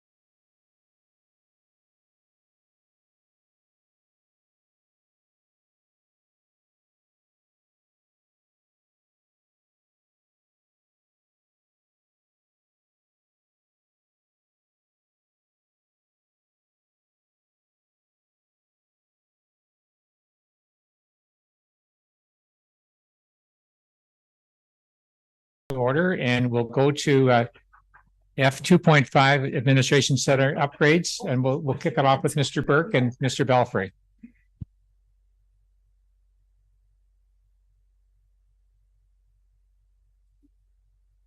Ready when you are. Are we starting? Yeah. Yeah. All right. Thank you. Through the chair. So I'll start this report. It certainly is a collective effort between actually most of senior management team, staff, and then our director of facilities as well. So in the later part of 21, staff retained formworks engineers or architects rather to look at a facilities upgrades plan for this building here, 1024 Hurlwood. And the idea there for the first stage was we knew we needed to address a number of the accessibility concerns within this facility for public access to services, as well as staff access to services from an accessibility perspective. But we wanted to look long term. We knew we had a general footprint concern, bringing on new staff with a 5-year staffing plan and where to house these staff. So the first goal is to look at a facilities needs assessment. The goal of a report like this is to identify what are your immediate needs, what are some maybe moderate term needs, and what are long-term needs, and plan for renovation that makes best at work and efficiency of those expansions, if you will, or investments into the facility. And then so through the reporting process, we had a number of communications with senior management team, lots of working sessions. We identified all kinds of things that are detailed in the report, where during COVID, we saw an increase in, sort of work from home opportunities. We quickly adopted some technology that allowed that to exist. But then even through sort of coming out of COVID, we found that, some more in-office presence was definitely useful. We're a customer service facing entity. So, the process really identified where our needs are, what we need to address for the long term for staffing. And we developed 2 primary concepts. The concepts were prepared with all of this in mind after consulting, sort of the architect and the industry and staff. And we found that, the concept A, which is the expansion of a footprint to the parking lot side of this facility, would include a new council chambers, a brand new public interfacing component, provide for additional staff accommodations here on this side, and address all of the accessibility needs. Now, it is certainly a more expensive option, and it is a little bit more overall impactful for during a rollout of construction, and it addresses probably more than the short-term and medium-term needs that we have at the municipality. So the second option, which is concept B, looks for an expansion towards the rear of the property. I guess you can call it sort of the north side, and it's truly an expansion of staff accommodation and footprint.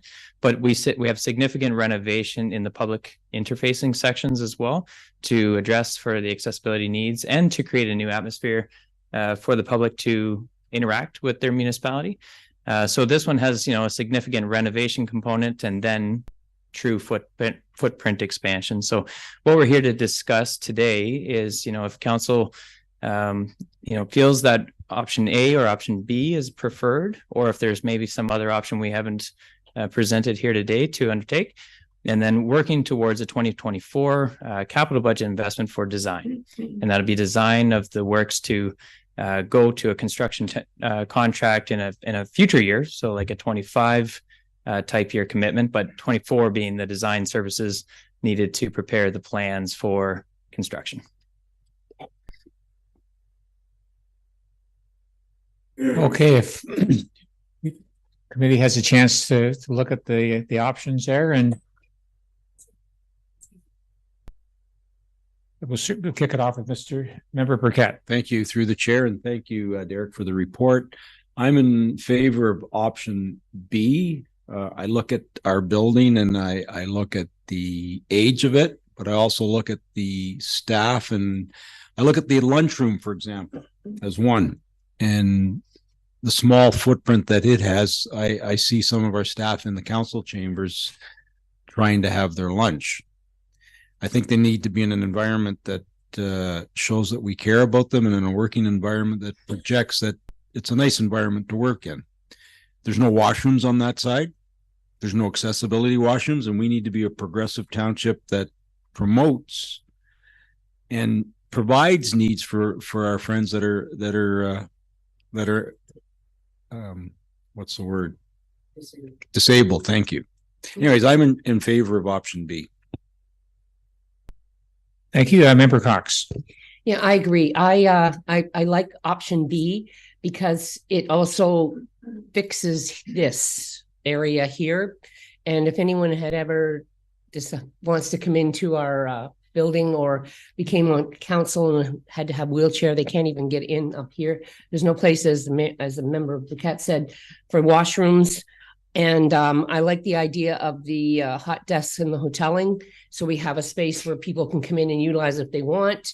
It makes sense to go that step right now because we don't know, because at least now we know that working from home is an option and a lot of places do it. We never would have known that if it wasn't for the pandemic. We'd still be more squished here than we ever were.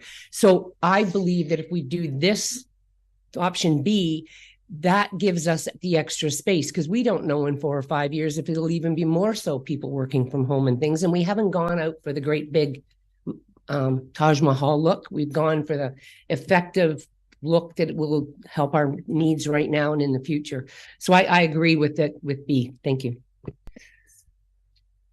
Anyone, Member McIntyre? Thank you, through the chair. I'm for option C. We don't have an option C, but can we not somewhere kind of conclude that between A and B, there's a better way? I know, keeping in mind that Westshore is going to take a bunch of money to build out the rec center, but this option B, I'm not going to downplay it for other members who are in agreement with it, but the fact is that it's a short-term. My view of it is a short-term fix on this building, and in 10 years, you're going to be back here and saying, "Hey, you know what? We spent $2 million plus a 10% run over, so $2.25 million, some millions of dollars, and it's antiquated again." Whether we can use money from reserves or whatever, to me, I'd love to see something that was in between the A and the B.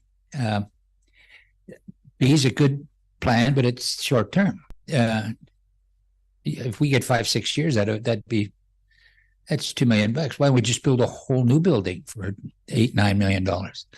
Is the way I'm looking at the big picture. A is a bit of a stretch from my point of view. And it's going to probably come down to a vote at this table, and I'm probably going to have to go along with B. But I think there's more things that we could try to glean out of possibly A to add to B. I mean, I've read it through. I made a ton of notes, and I spoke to the treasurer. I just don't think that the B on its own is going to be sufficient for any kind of a long run, and that's a couple of $1 million we're going to spend there. And I just think we could maybe add a few dollars and stretch it out a little bit longer. That's just my view on it. Thank you, Member Minnings. Thank you. And yeah, I have a similar take to Member McIntyre. I'm leaning towards option A, which might seem surprising because of the cost attached to it. But what I like about option A is actually how the existing footprint, specifically this area, has been reconfigured from the inside. So it's been cleared out and put back together in a way that the space, when I look at the cubicles and the offices and everything, there's no waste of space. And it appears to me that there are a lot of places there for staff to work and work comfortably. Where I'm, less happy with option A, but I still prefer it over option B, is the way that the council chamber is designed. It's at the front of the building. It's open to the community and to the public. It has more seating. So I think with option A, there's 120 seats, whereas option B is 56 seats or something. So less than half of that. So I really like the way the existing building is designed in option A. Whether the addition part for the council chambers, the mayor's office, the lobby has to be that grand for option A. Maybe that could be scaled back, but that's my preference. And I don't work in the building, but I do agree there's lots of wasted space and we have to work with what we have. So if I was starting with that perspective, it would be working with what we have here and hearing about the staffing needs over the next 5-10 years, that we should also do that for the future. Thank you. Member Cox will come this way. Are you okay or for now? Okay. Member Brennan. Thank you. The chair, I share Councillor Minning's view. I think concept A is the way to go. It's long-term thinking. We keep talking about how we're going to have all this development and all this growth, and we're doing B? Seriously? That just doesn't make sense to me. Like, if we're going to be in the big boy club here, we got to go bigger. So A, yeah, is it expensive? Yeah, but one of these days the assessments will be changed from 2016. We'll actually start making some money from growth. To me, A is the way to go. Thank you. Thank you. Member Jansen will go down the line there. Thank you. Through the chair, I'm just trying to figure out in terms of office space, because that's the goal. What is the difference between A and B in the amount of actual office space? And then I guess there's also separately looking at desk space, because I see there's some open cubicles as well. So through the chair, the way the report's laid out, you'll see in the first section, it talks about needs and how we develop the numbers related to needs. And so I believe it's 17, but there's a total increase of office space about the same for concept A and B. Where the sort of significant difference is at the front of the building, you'll have a much larger council chambers, additional committee rooms. There are some additional board rooms included.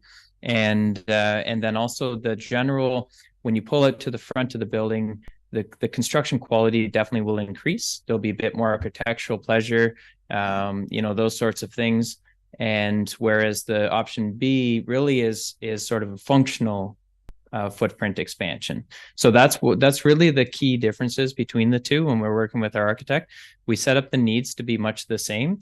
The two options show a larger commitment to public space than option B.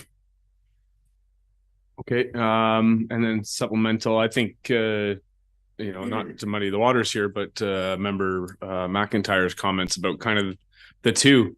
If we're, are we going to be in 10 years looking at, if we went with option A, are we going to be in 10 years looking at having option B anyway, because we're going to need that increase of space?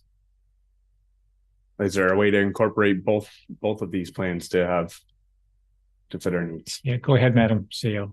Yeah, through the chair, I think the answer to that is it's almost impossible to know that these days, because there's so much uncertainty on government in general.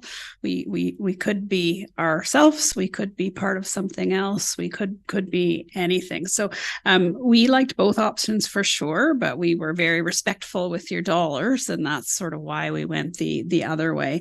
And I think the thing that option A offers that option B doesn't is an increased meeting space, which we desperately need. You can't, if Derek has a meeting and I have a meeting and there's just no meeting space in here. I'm not convinced, though, that you need a council chamber that big, because in my 4 years, we've only filled it twice on one issue. And now that we allow people to participate virtually, 5 years ago, I would have said for sure you need a bigger council chamber. The world has changed, and I'm not sure that you do, which is sort of why we were leaning towards B, just because it was a more fiscally responsible office. And as Derek said, it does give us the same number of office spaces. Will it be enough in 10 years? I don't know. And I don't, it could be too much. It could be too little. I don't know. We're planning for what we think will be, but there's lots going on in the world right now that we can't speak to. Okay, Member Burkett. Thank you, through the chair. Thank you for everyone's input. I would have voted in option A, but I thought we were all frugal. And we are, but I'm happy to vote for option A. And I'm looking at it in comments like, do we need to, like, can we refine some of the, like, this vestibule here in my mayor's office doesn't, or whoever's mayor's office sitting here, it doesn't need to be that large. Can we cut it back? And that vestible's all it's going to do is fill with snow if you leave it the way it is. So we can make it even. And the council chambers definitely doesn't need to be that large. Because what we're looking at is the increased amount of washrooms. There's increased boardrooms. There's a much larger lunchroom for our staff, which is great.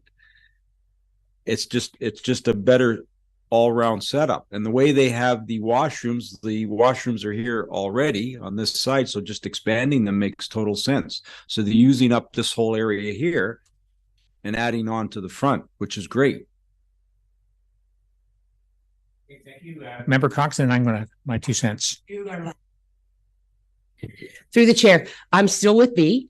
I think A has way too much wasted space, and no offense, taxpayers will come in and go, just like they did in Barrie with the Ed Center. I'm sorry. I've been through it with many things, even the fire hall and Coldwater, we got that. And the other one is the washrooms. The washrooms are in A and in B. And I just feel that the way things are going, and I will admit that what Madam CEO did ting a little in my head, is I still believe that you're still going to see more people working from home and coming in. And we're pretty close to a boundary here. And the way the government is today, I'm not putting that kind of money into something for someone else to come in and have it. So I believe fiscally and for what we really need, I will be voting for B. Thank you. Yeah, I'm gonna speak and then you can. So I'm kind of between Member McIntyre, between A and B. So I'm looking at option A. Look how big the lobby is. Like what a waste of and how big the council chamber is. Like that's crazy. So somewhere there's so in that case, I'm swaying to option B from a fiscal point of view. I think the other one is too grandiose and a lot of wasted space on A. That's just where I'm coming from, and I'll let Member Brennan speak. Thank you. Yeah, but the comment sort of speaks to the idea then that this possible hybrid of A, where it's made a little smaller in terms of the council chambers, might be the answer. And I would like to think that could be further considered. And I live with everybody else. We don't know where we're going to be in 10 years, but I do know this. Right now, the trends for working at home are 4 and 1 days, not 3 and 2. Corporations are quickly moving away from working at home. They're not satisfied they're getting their money worth. So the trend is the other way. It's not towards working from home. Thank you. Member Burkett. You got Madam CEO. Thank you. Oh, I'm sorry, Madam CEO. Oh, go ahead, Madam CEO. Oh. Thank you, sir. Thank you. Yes, just while you were deliberating, Derek and I were conferring, and perhaps the option is between A and B is a hybrid A, where we look to get a little more office space out of some of the bigger unused space.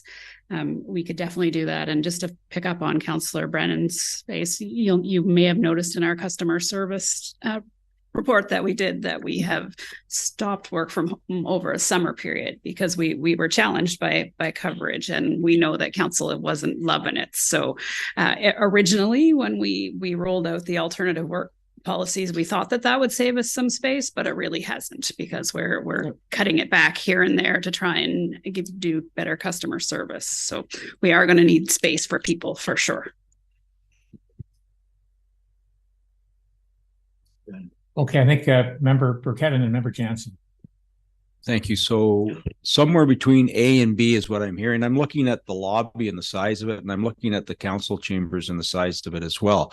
So maybe, if council's in favor of expanding the administration building here, are we okay with would it have to go to an architect, Derek, to come back with some revised plans and some costing as well? Is that something you could bring back to council? Mr. Burke. Thank you. Thank you. And through the chair, so the next steps, I think, are we laid out what our facility needs, at least at a conceptual level. We're getting some input today about what council feels would be a preferred option, and we can refine what this looks like. Absolutely. The next step is to deliver an RFP for an architectural service, you need some context of what you're trying to build. Now we have that. After today's meeting, effectively, even though it's not exactly these sketches, it's these sketches plus some commentary, then we will get pricing on the architectural services to make it real. So that would be the next step in the process. Member Jansen. Just in terms of footprint, so on that, I guess option A, proposed floor plan, the boardroom in blue, that's beside, I guess that we're basically sitting in now. That's accurate size of what this room is. And then the council chambers in green or yellow, they look like, yeah, they're about twice the size almost. Member Koss can jump in, and then I'm just wondering. Okay. Go ahead. Yeah, are you finished? Sorry. Yeah, I'm just trying to figure out the spatial aspect of it. So through the chair, so if we do A, we have to build a new parking lot. So what's the cost of that? So through the chair, actually all options. So this is only 2 options of a few explored. And just for a bit of context, almost every direction of footprint expansion has some challenge. So, you know, to the north, or well, to this direction, there's a sanitary septic system, the waste system. To the south, actually in the option B plan, there's a drinking water well source that's in conflict. On this side, there's fire suppression tanks and parking lot that's in conflict. And of course, on this side, there's property boundary and parking lot. So all of them have a conflict. Of all of those, I think the drinking water well is probably one of the cheapest in terms of concept B. And then probably second least expensive would be the addition on this side. All relatively costed in the cost estimates provided. So you're saying that all the costs for everything, just not the building, is already in here, but the furniture isn't, or the AV equipment. Yeah. Right. Correct. And through the chair, we did confirm with the architect that the furnishings, like the general equipment, like the desks and computers or screens or enhancements of fixtures and furnishings weren't included. But then again, this is very conceptual estimates. I just want to bring that out, that this could be plus or minus like 100%. We don't have the detail sufficient to develop, but that's what comes next. Yeah. So once we get a flavor of the order of magnitude of facility footprint expansion, the goals of the municipality for what we hear, which is a bit more public interfacing and some more expansion at the front.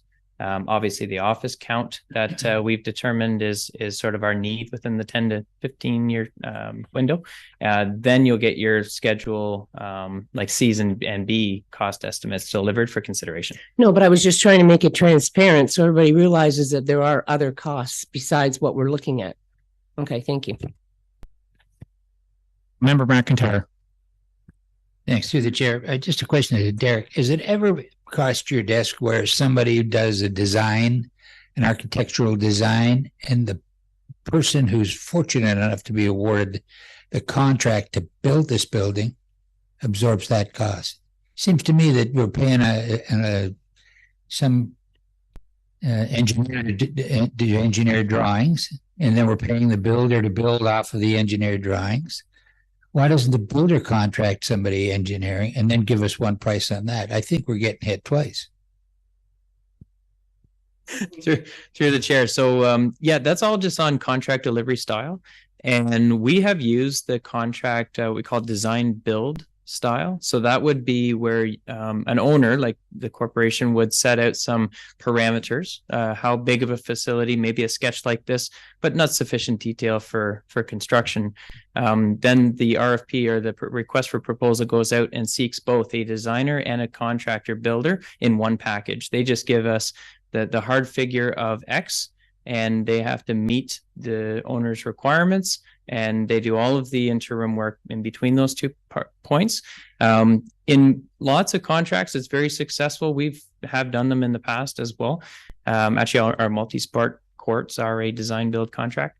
But on the same breath, you don't have as much ultimate control as the owner on the deliverables. So there's a pro and a con. It's just a supplementary question to Mr. Burke. Can you look at it from both sides, and before we make a decision on that? I mean, I would like to see request for proposal go out to a builder and they come in with a nice number, and that included the architectural work down to the finite points.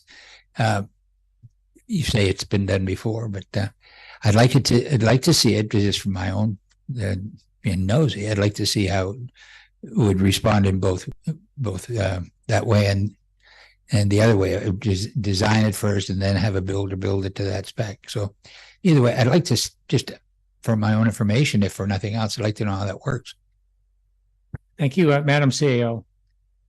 Thank you. I'm definitely not a builder expert, but I don't know that that saves you any money, because you have to pay for the architect, whether you pay it through the builder or whether you pay it separately. And I think the advantage of paying it separately is council will be very, very clear on what they're building before we go to an RFP, which I think fiscally you're going to want to be. So I don't think you're going to want us to go to construction until you know exactly what we're going to build and a pretty firm estimate on it.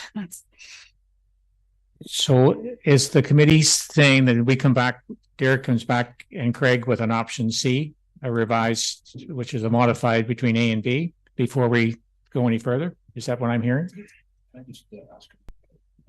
Member Burkett. Thank you. Through the chair, before we do that, just wanted to ask another question. So if we go with option A, we're taking away the whole parking lot out front, correct?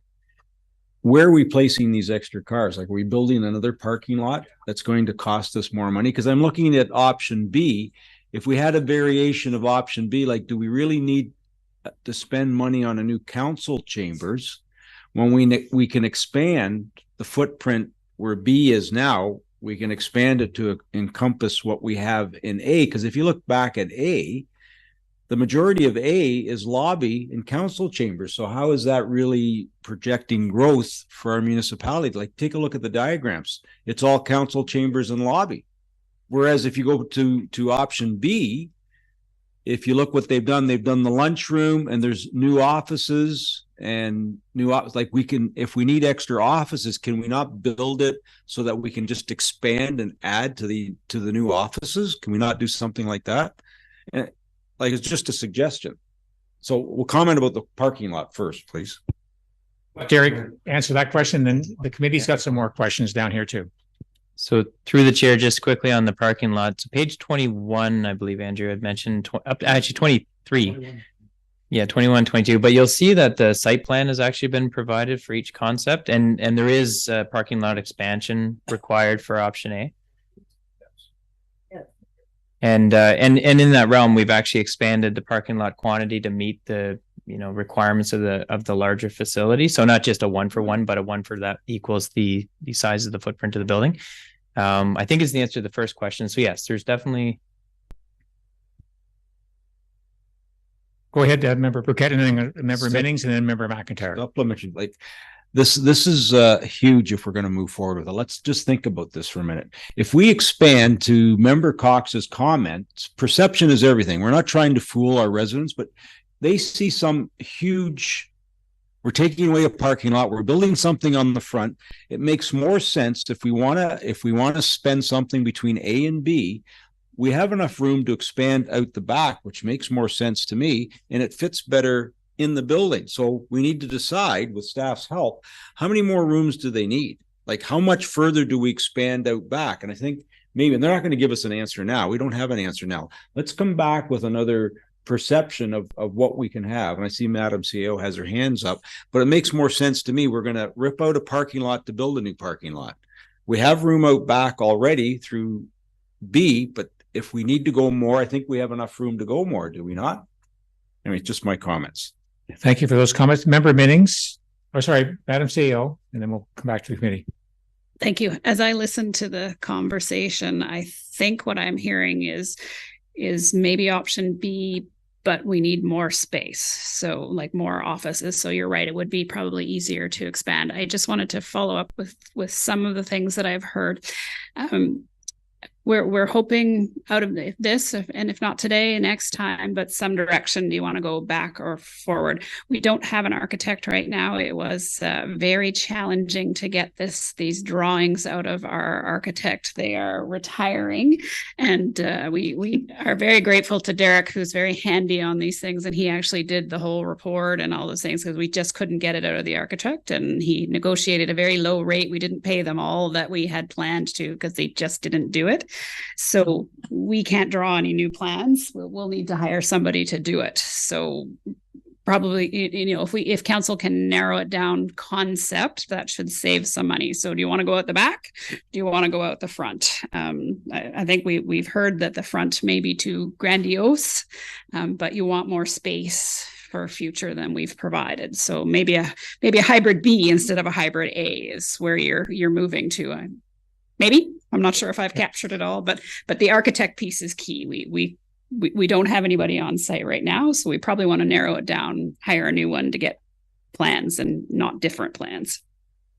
Thank you. Member Minnings. Thanks. So it's interesting to hear everybody's comments. I'll go back to what I first said, was that I really like the interior layout for the existing building in concept A. And then as far as the green addition that's shown, that is 100% council use space, if I'm looking at it in public space, and that could be made smaller. But again, it is about the overall footprint, but at the same time, it's about ensuring that staff have place to work.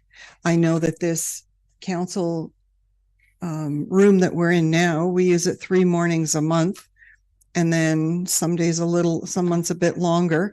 So it's really not a well-used space, and I don't know if we get the value for having it this big. So when I said that one has 120 seats and the other one had 56 seats, is that I do think that if that's the same number of offices that you're projecting that you need, that I like that floor plan, and that's just a renovation, that side of the diagram. The green is an addition. So for me, it's helpful to kind of know from staff, are you looking at the renovation of the existing building? Do you prefer A or B? Because to me, that's ultimately where people work from and where the work has to get done and how teams and divisions are configured. The addition and the piece about the council chambers doesn't need to be that big. So that's what my comments were too. So I agree with Member McIntyre again, that something else, but if the least intrusive way to this current footprint, I think is probably the best value for the dollar. And then to see how much we want to spend and how big a council chamber needs to be, if it needs to be tacked onto the building, wherever it makes the most sense, is okay with me. Thank you, Member McIntyre. Thank you, Chair. So it seems that between the CAO and Member Burkett, you're coming back to my initial comments about a C. So it doesn't mean anything to me whether we modify A down or we modify B up a little. If this group feels, this committee feels, that it'd be better served to do a modification on B, I'm all in for that. It's just the way it was presented initially at A or B didn't sit with me. So that's why I stirred all this nonsense up about the C, because I'm completely in agreement with the CAO and the mayor and the member Burkett. We could modify B and we wouldn't have to do all the business out the front of the building. So it's just either or for me wasn't right. And I think that we're coming to a consensus that some more could be done. Back A or improving B. And then we'll work with the dollars in between somewhere. And I think we might all be in agreement that a few dollars more to make it what we really want for a longer term is probably the way we should come to a vote on one at some time. A modified down, B modified up. Whatever is best suited, and we can get an agreement here, I'd be happy to do that. Member Burkett. Thank you for those comments, but I think, and you're right, the only issue I see with A is that we're destroying a parking lot to build another parking lot, and those are tax dollars that I wouldn't sit well with me. But if you look at B and we, staff sits down with the architect to explain what's needed and we can expand on B, it's part of this building. If you look at B and the way it is, it fits right into the building. We've added on, but let's make it large enough for future needs. There's going to be an extra cost, but I think at this point, we just need to be in agreement. Do we want to move forward and look at an option C that encompasses B and expands on it? If that's council's desire. Member Cox. Yeah, through the chair. So on B, it said it would have 12 new office spaces, I think it said. I could be wrong, but I read. But you're saying that you thought that you were fine with B. So what are you missing in B that you would want A? You said meeting rooms. Like help me out here. I don't work here. Through the chair, I can certainly help with that. Okay. So yeah, the total amount of office space, like sort of dedicated sit down, similar to my office or Craig's, or that is about the same in both options. They're a little bit smaller in option A actually.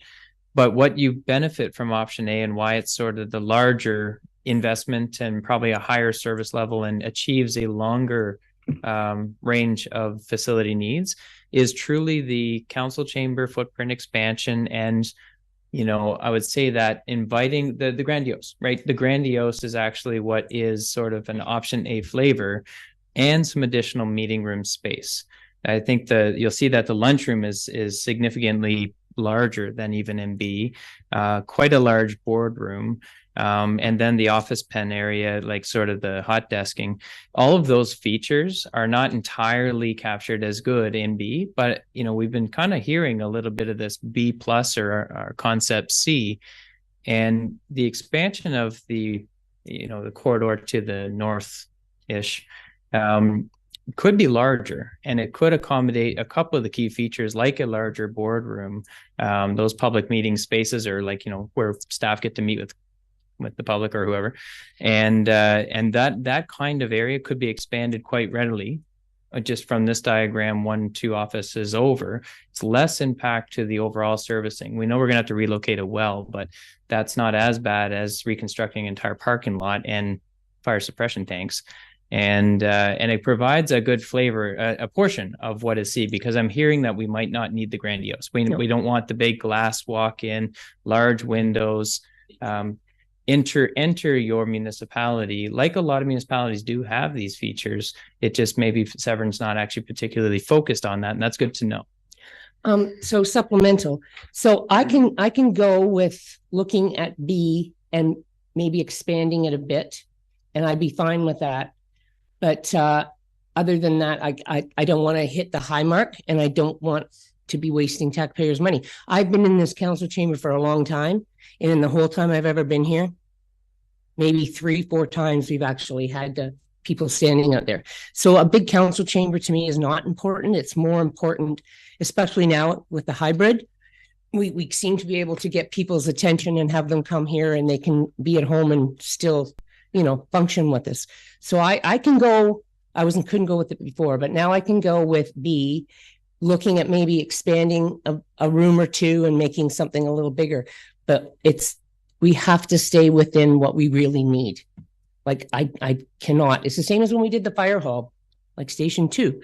We said, we want a functional office. We want a functional fire hall. We want a functional here so that everybody in here is comfortable and you get what you want, but we don't need the great big, thank you. Yeah, just a quick thing on your site plan for B. If Allison could put that up. So can you show us where's the well there? Does the proposed addition hit the well? Is that what you're saying?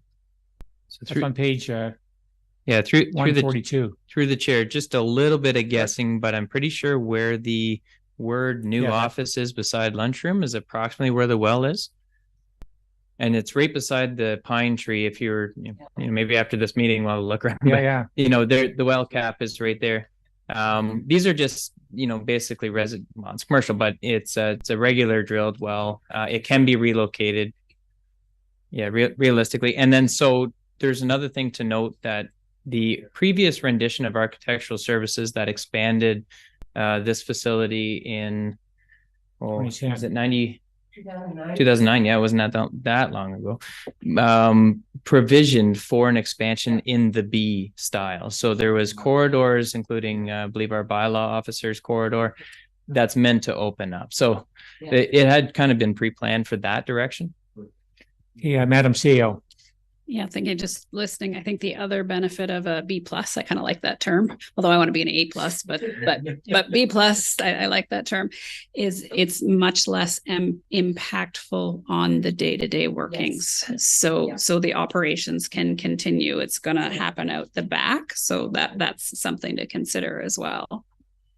And just another comment, the deputy mayor and I were here for the expansion back in 2009, and the way that the brick colors matched, like it's if you drove by, you would never know where the expansion was. So if somehow you can create that as well, it's good.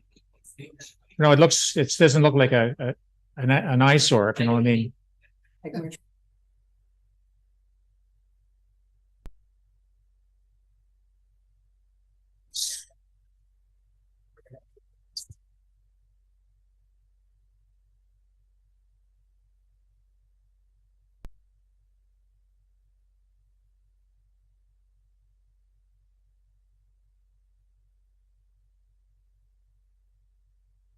Good job, Derek. Okay, we're going to. I'm going to close off the discussion. If Allison can read us a motion there that we can discuss.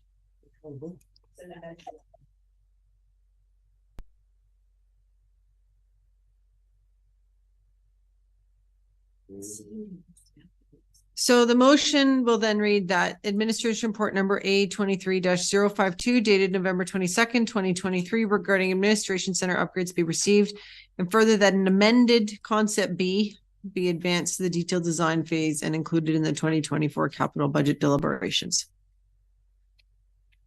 So that's the motion. We have a question, Member Minnings. Thank you, through the chair to Allison. That last part of the motion you just read about it coming to the 2024.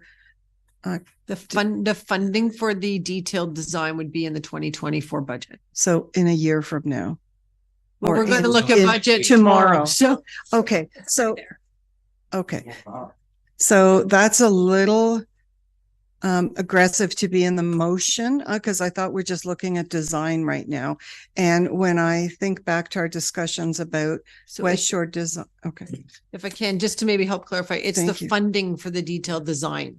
Okay. That would be in next year's budget, not the construction. The 2024 is the detailed That's design. What thanks for clarifying. You can just read it one more time, Allison, and then we'll certainly. So it's that administration report number A23-052 dated November 22nd, 2023 regarding administration center upgrades be received, and further that an amended concept B be advanced to the detailed design phase and included in the 2024 capital budget deliberations. Great, thank you. We got a mover there. Moved by Member Jansen, second by Member Minnings. All in favor? That's carried. Thank you. Thank you very much. Thank you. That was a good discussion. So now we're going to go to a new business, D 2.1. And I think that was Member Cox pulled this one. Yes. This is the automated speed enforcement motion from the municipality of Wawa. Okay. The reason I like this is it takes this system and puts it back into the municipality's hands. It doesn't say it has to be a community safety zone. It doesn't say it has to be in front of the school. It says, Council on Public Works, where are your speeding issues? Fine, then let's make that area and put one in there instead of it always having to be in a certain spot. So I don't know if it'll go anywhere, but I'm very much in favor of the fact that it should be a municipal decision, because we know where the speeders are and we can't be running around and making all these community safety zones just so we can put up radar. So that's the reason I would like to support this. Any comment from the committee? Member Brennan. Yeah, it's my understanding then that any fines associated with this go to the municipality. Is that correct? Good. Then it's a fantastic suggestion. There's a long way to get from A to B. Okay, we have a motion then. Okay, certainly. So the motion reads that the Council for the Township of Severn supports the resolution of the Municipality of Wawa regarding automated speed enforcement. Okay, we got a mover for that. Moved by member Cox, second by member McIntyre. All in favor? Carried. Now we'll go to 2.2. Thank you. Or sorry, yeah. Right. 2.2 is the resolution with regard to volunteer firefighters and the allowable tax claims. You know, I mean, the tax system is one weird thing in our world. You know, there's people that don't get any credit, like stay-at-home parents and all kinds of things. But you look at these numbers on this particular proposal and the absolute peanuts that we're allowing for the people who are protecting our homes and our lives. It is appalling to me that this number isn't 10,000, but 30,000. They should be at least getting in tax breaks a living wage, as far as I'm concerned. 200 hours is 5 full weeks of work. And then if they do even more than that, they get no credit. What kind of an operation is that? That is, we have a sign out front there. You want to bring in some? For God's sakes, give them credit for the work they do for their society. So yes, this is fantastic. I give full credit to Wawa for bringing it forward, and I'm asking for council support for this. Here. Hey? Okay, any comments? If not, we have a motion in support of that. Oh, here, yeah. Sorry. It's getting past me. You want to read it first. Okay, so the motion reads that the Council for the Township of Severn supports the resolution of the Municipality of Wawa regarding the firefighter tax credit. We have a mover for that, please. You get it. Oh, member Brennan. Moved by member Brennan, second by member Jansen. All in favor? Carried. Now we're going to go to committee updates. We'll start at the far end and come this way. Member McIntyre. Santa Claus Parade. Santa Claus Parade. December the 9th, 6 o'clock. 6:15. We'll be meeting at CC Church. We're hoping for a good turnout. We've got our chair is a member of this committee, and she may want to expand on how many floats and so on later. But we're really looking for a good turnout. We've got a great committee, and I think that it'd be nice if we could get some of the members of this committee to march in the parade. It would be welcome. We'll buy a hot chocolate at the end. So other than that, everything's just been a nicely in Ward 5. Thank you. Thank you, Member McIntyre. Member Minnings. Thank you. So updates across Westshore. We are also planning to have a Christmas holiday, Santa Claus, all of the above type event on December 3rd, which is a Sunday. And that is now just coming together, and it will be taking place at Hope Community Church. So as I have more information about that, I will absolutely share it. And that's really all my update. Also, I think I'll just leave it at that. Thank you, Member Cox. Okay, library board. That little library in Coldwater really has quite a bit of stuff in it. We need a little more room, I think, or move things around. But anyway, they've had painting sessions. They're doing ukulele lessons. They've had babysitting sessions. They've had stay-at-home sessions. They have a book club going on. And in the new year, January, February, March, April, May, they're having authors come in, and they're all Canadian authors. The one woman is from over by Tiny Township. The other author is originally from up here, but he lives in Toronto, Terry Fallis.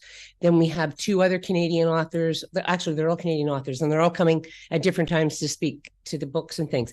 They have a really, and I think I mentioned it, they have this really neat, it's called Take It and Bring It Back. But what it is if you aren't sure if you want to buy something, they have all kinds of different things that you can borrow, and you go home and you use them, and then you can bring them back. Or if you only need it for a short period of time, you can use it and bring it back, which is really cute. They have fishing poles and all kinds of things for kids to rent out, and then they come back and bring them back. As far as the Washago Parade goes, we're up to people who have actually called. We have about 12 or 13 floats, which is wonderful. And then this Friday, no, this Saturday is the, I don't even know if I can say it with a straight face, tree lighting in Coldwater, and we plugged them in and they all work. So we're pretty good. Washego's working too, I hear, so we're pretty good. From the actual tree. Pardon? No, yeah, we're going for that. We're not going for the Portuguese look, which is the up the middle. We're going for the Canadian out the side one. And that night, that's at 6 o'clock on Saturday night. And then I'll let Member Taylor talk about what's going on at 7 o'clock that night too. So if you come there, and then the Santa Claus Parade in Coldwater is the following week at 5:30, and December the 9th. And I think the Port Severn one is December the 2nd too. Yeah, during the day. But anyway, there's lots going on, and I think that's just about it. 9th is Washego. No, the 2nd is Coldwater, sorry. And the 9th is Washego. I've mixed up that once before. All right. And at the county, I don't know if the mayor is going to speak to it. Are you going to? We came up with a 3.7. So that's nice. Like Mr. Plunkett, I thought you would enjoy. I know, but what can we do? We did okay. And we also, I'm sure everyone has also heard that we're trying to sell the 10% back to Barrie. They have some, what's the word I'm looking for? Options that they would like to bring back to us over buying it. So that will have to come to county council. And that's it. Thank you. So I have 3 updates. Coldwater Mill, this Saturday, November 25th, is Christmas vendor market at the mill from 10 to 3. Then at 6 p.m., as Member Cox said, BAA through Dan's group has their Christmas light up at the corner of Mill Street and Main Street. Then at 7 o'clock behind the mill, we're going to light up our winter wonderland behind there. It's going to look really good. And hot chocolate will be served by yours truly if you come by. I'll be there. Free. And Severn Sound, we met last week for input for their strat plan. They're trying to plan forward, and we're there to help. And Matchadash Hall actively in use, and just last Saturday we had another celebration of life there. So life is well in Ward 1. We'll pass over to Ward 3. Thank you. Yeah, I think Ward 3 is doing fine too. 2 committee updates. Aurelian Lake Country physician recruitment.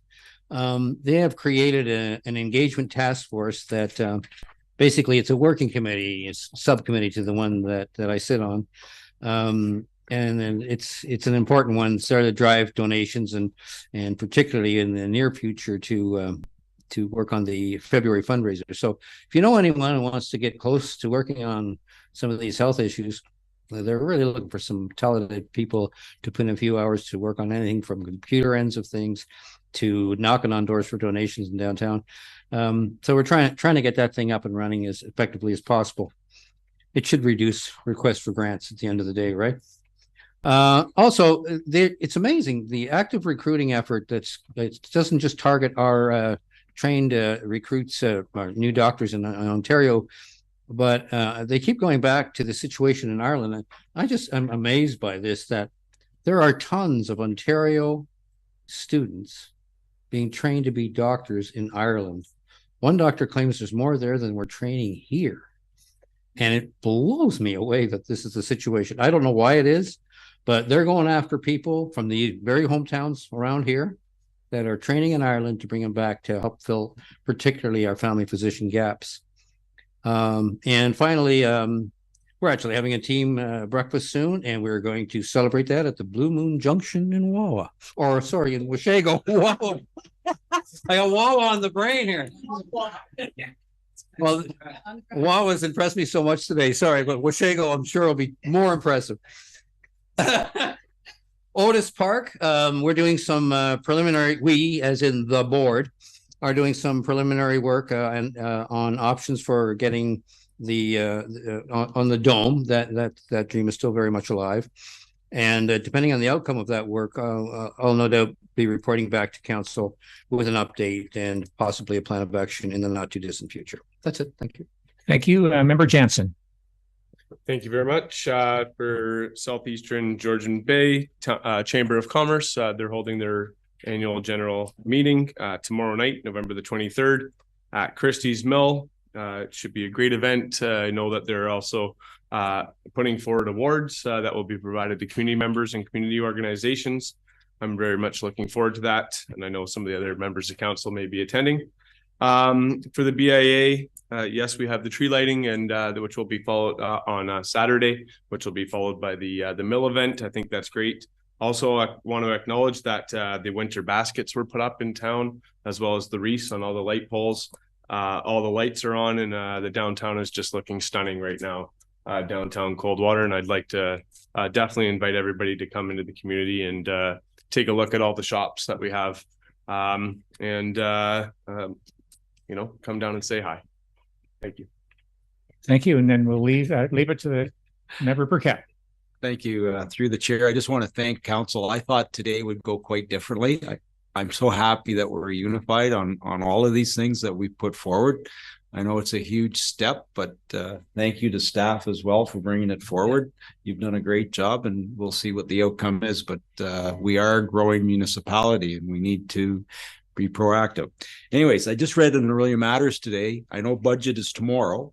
Okay, I want you to just remember, I think Aurelia came in at, remember what they came in at, Andrew, for a budget number? 1.6, sorry, the chair, but 1.76. Okay, so it was in city to pay 9.2 million in long-term debt. So they are borrowing money to pay for some of their construction costs and that's the way over a 20-year period. So, you know, we're very fortunate. I know that we're not going to be at what was it again? 1.2? 1.76. Thank you. I wish we could be at that, but, you know, just keep in mind how out of the municipalities are doing business. Go ahead. Sorry, you can finish your thought. Okay. Anyways, yeah, so I thought that was interesting. It's a perception that they've done, like for them to tell the public that they had a 1.76 budget, but actually they're borrowing money, paying interest to do some of their projects.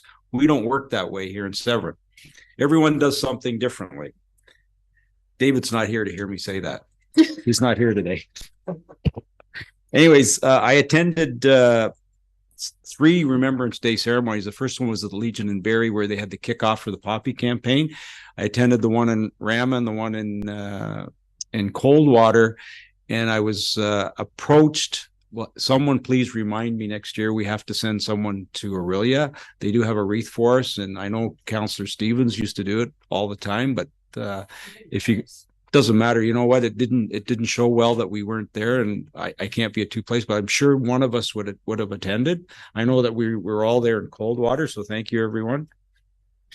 Well, budget at the county was done.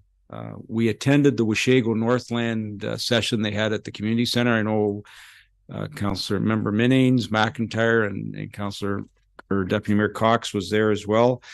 I hope the train moves well, because it's going to go right from the north right down to Union Station. So as they said at that meeting, you've got people that haven't got driver's license that may be able to get on the station down at Union Station and travel north for the first time, you know, spend some time and some money in our area. What else did I do? I think that was it. The 10% that Barrie's going to sell, their part in the Simcoe County Airport. It was in the paper as well today. And it's interesting, some of the comments that some of the councillors had as far as it was great that they were selling it. They don't understand what an airport does for a whole. It's still in the county, but it's not part of Barrie anymore. So it's good news for us. Those are my comments. Thanks. Thank you. I think Member Minnings and then Member McIntyre an updated comment.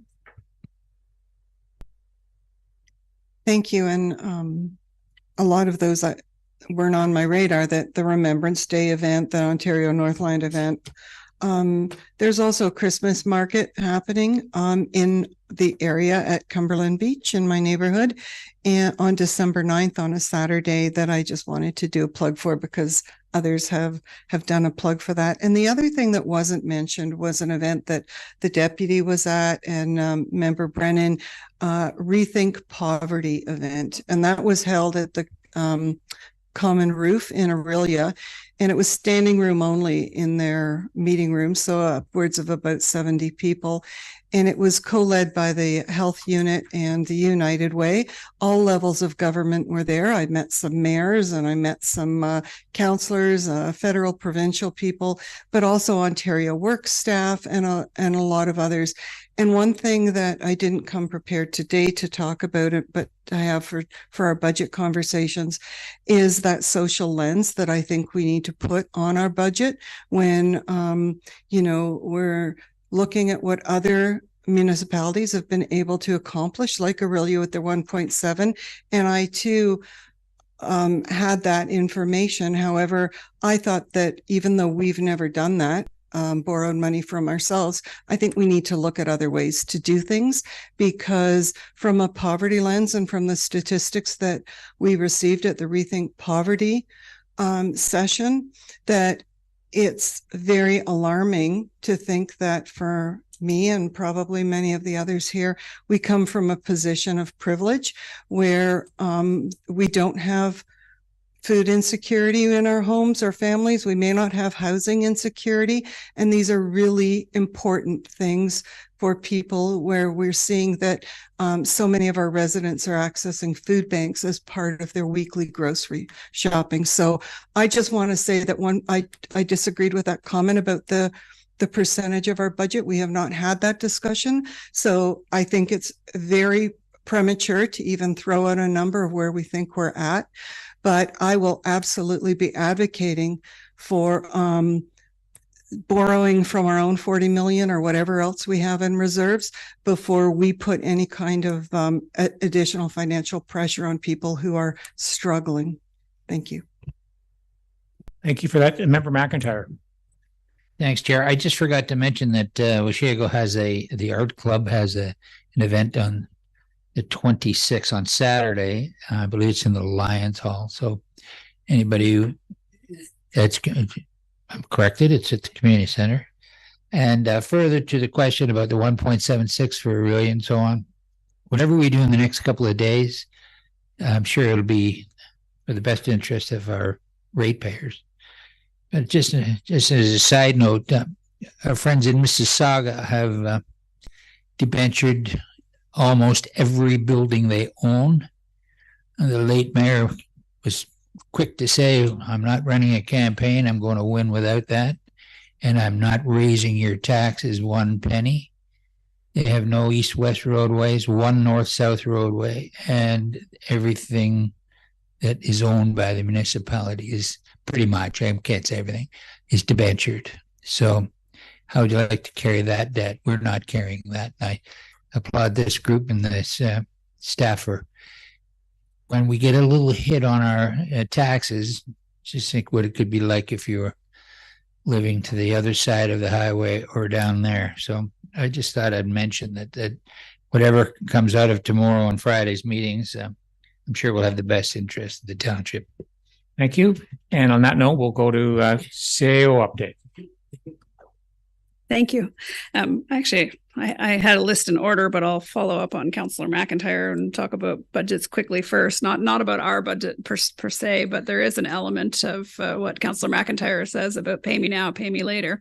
So I had a OMA board meeting this week. And so just, in the chit chat before the meeting, we were kicking around, what are you bringing? What are you bringing? What are you bringing? And I had one colleague bringing 30% and another one nearby bringing 18. So it is a tough year, and we have worked hard to keep it down. So there are some big numbers. And I think that goes back to Councillor McIntyre of, lots of municipalities went zero for far too many years, and zero you catch up with at the end. I don't want to rain on anybody's parade, and that's a pun, but make sure you've got your insurance and your road occupancies in, because they're council policies, and I don't want to see my councillors on the news not following your own policies.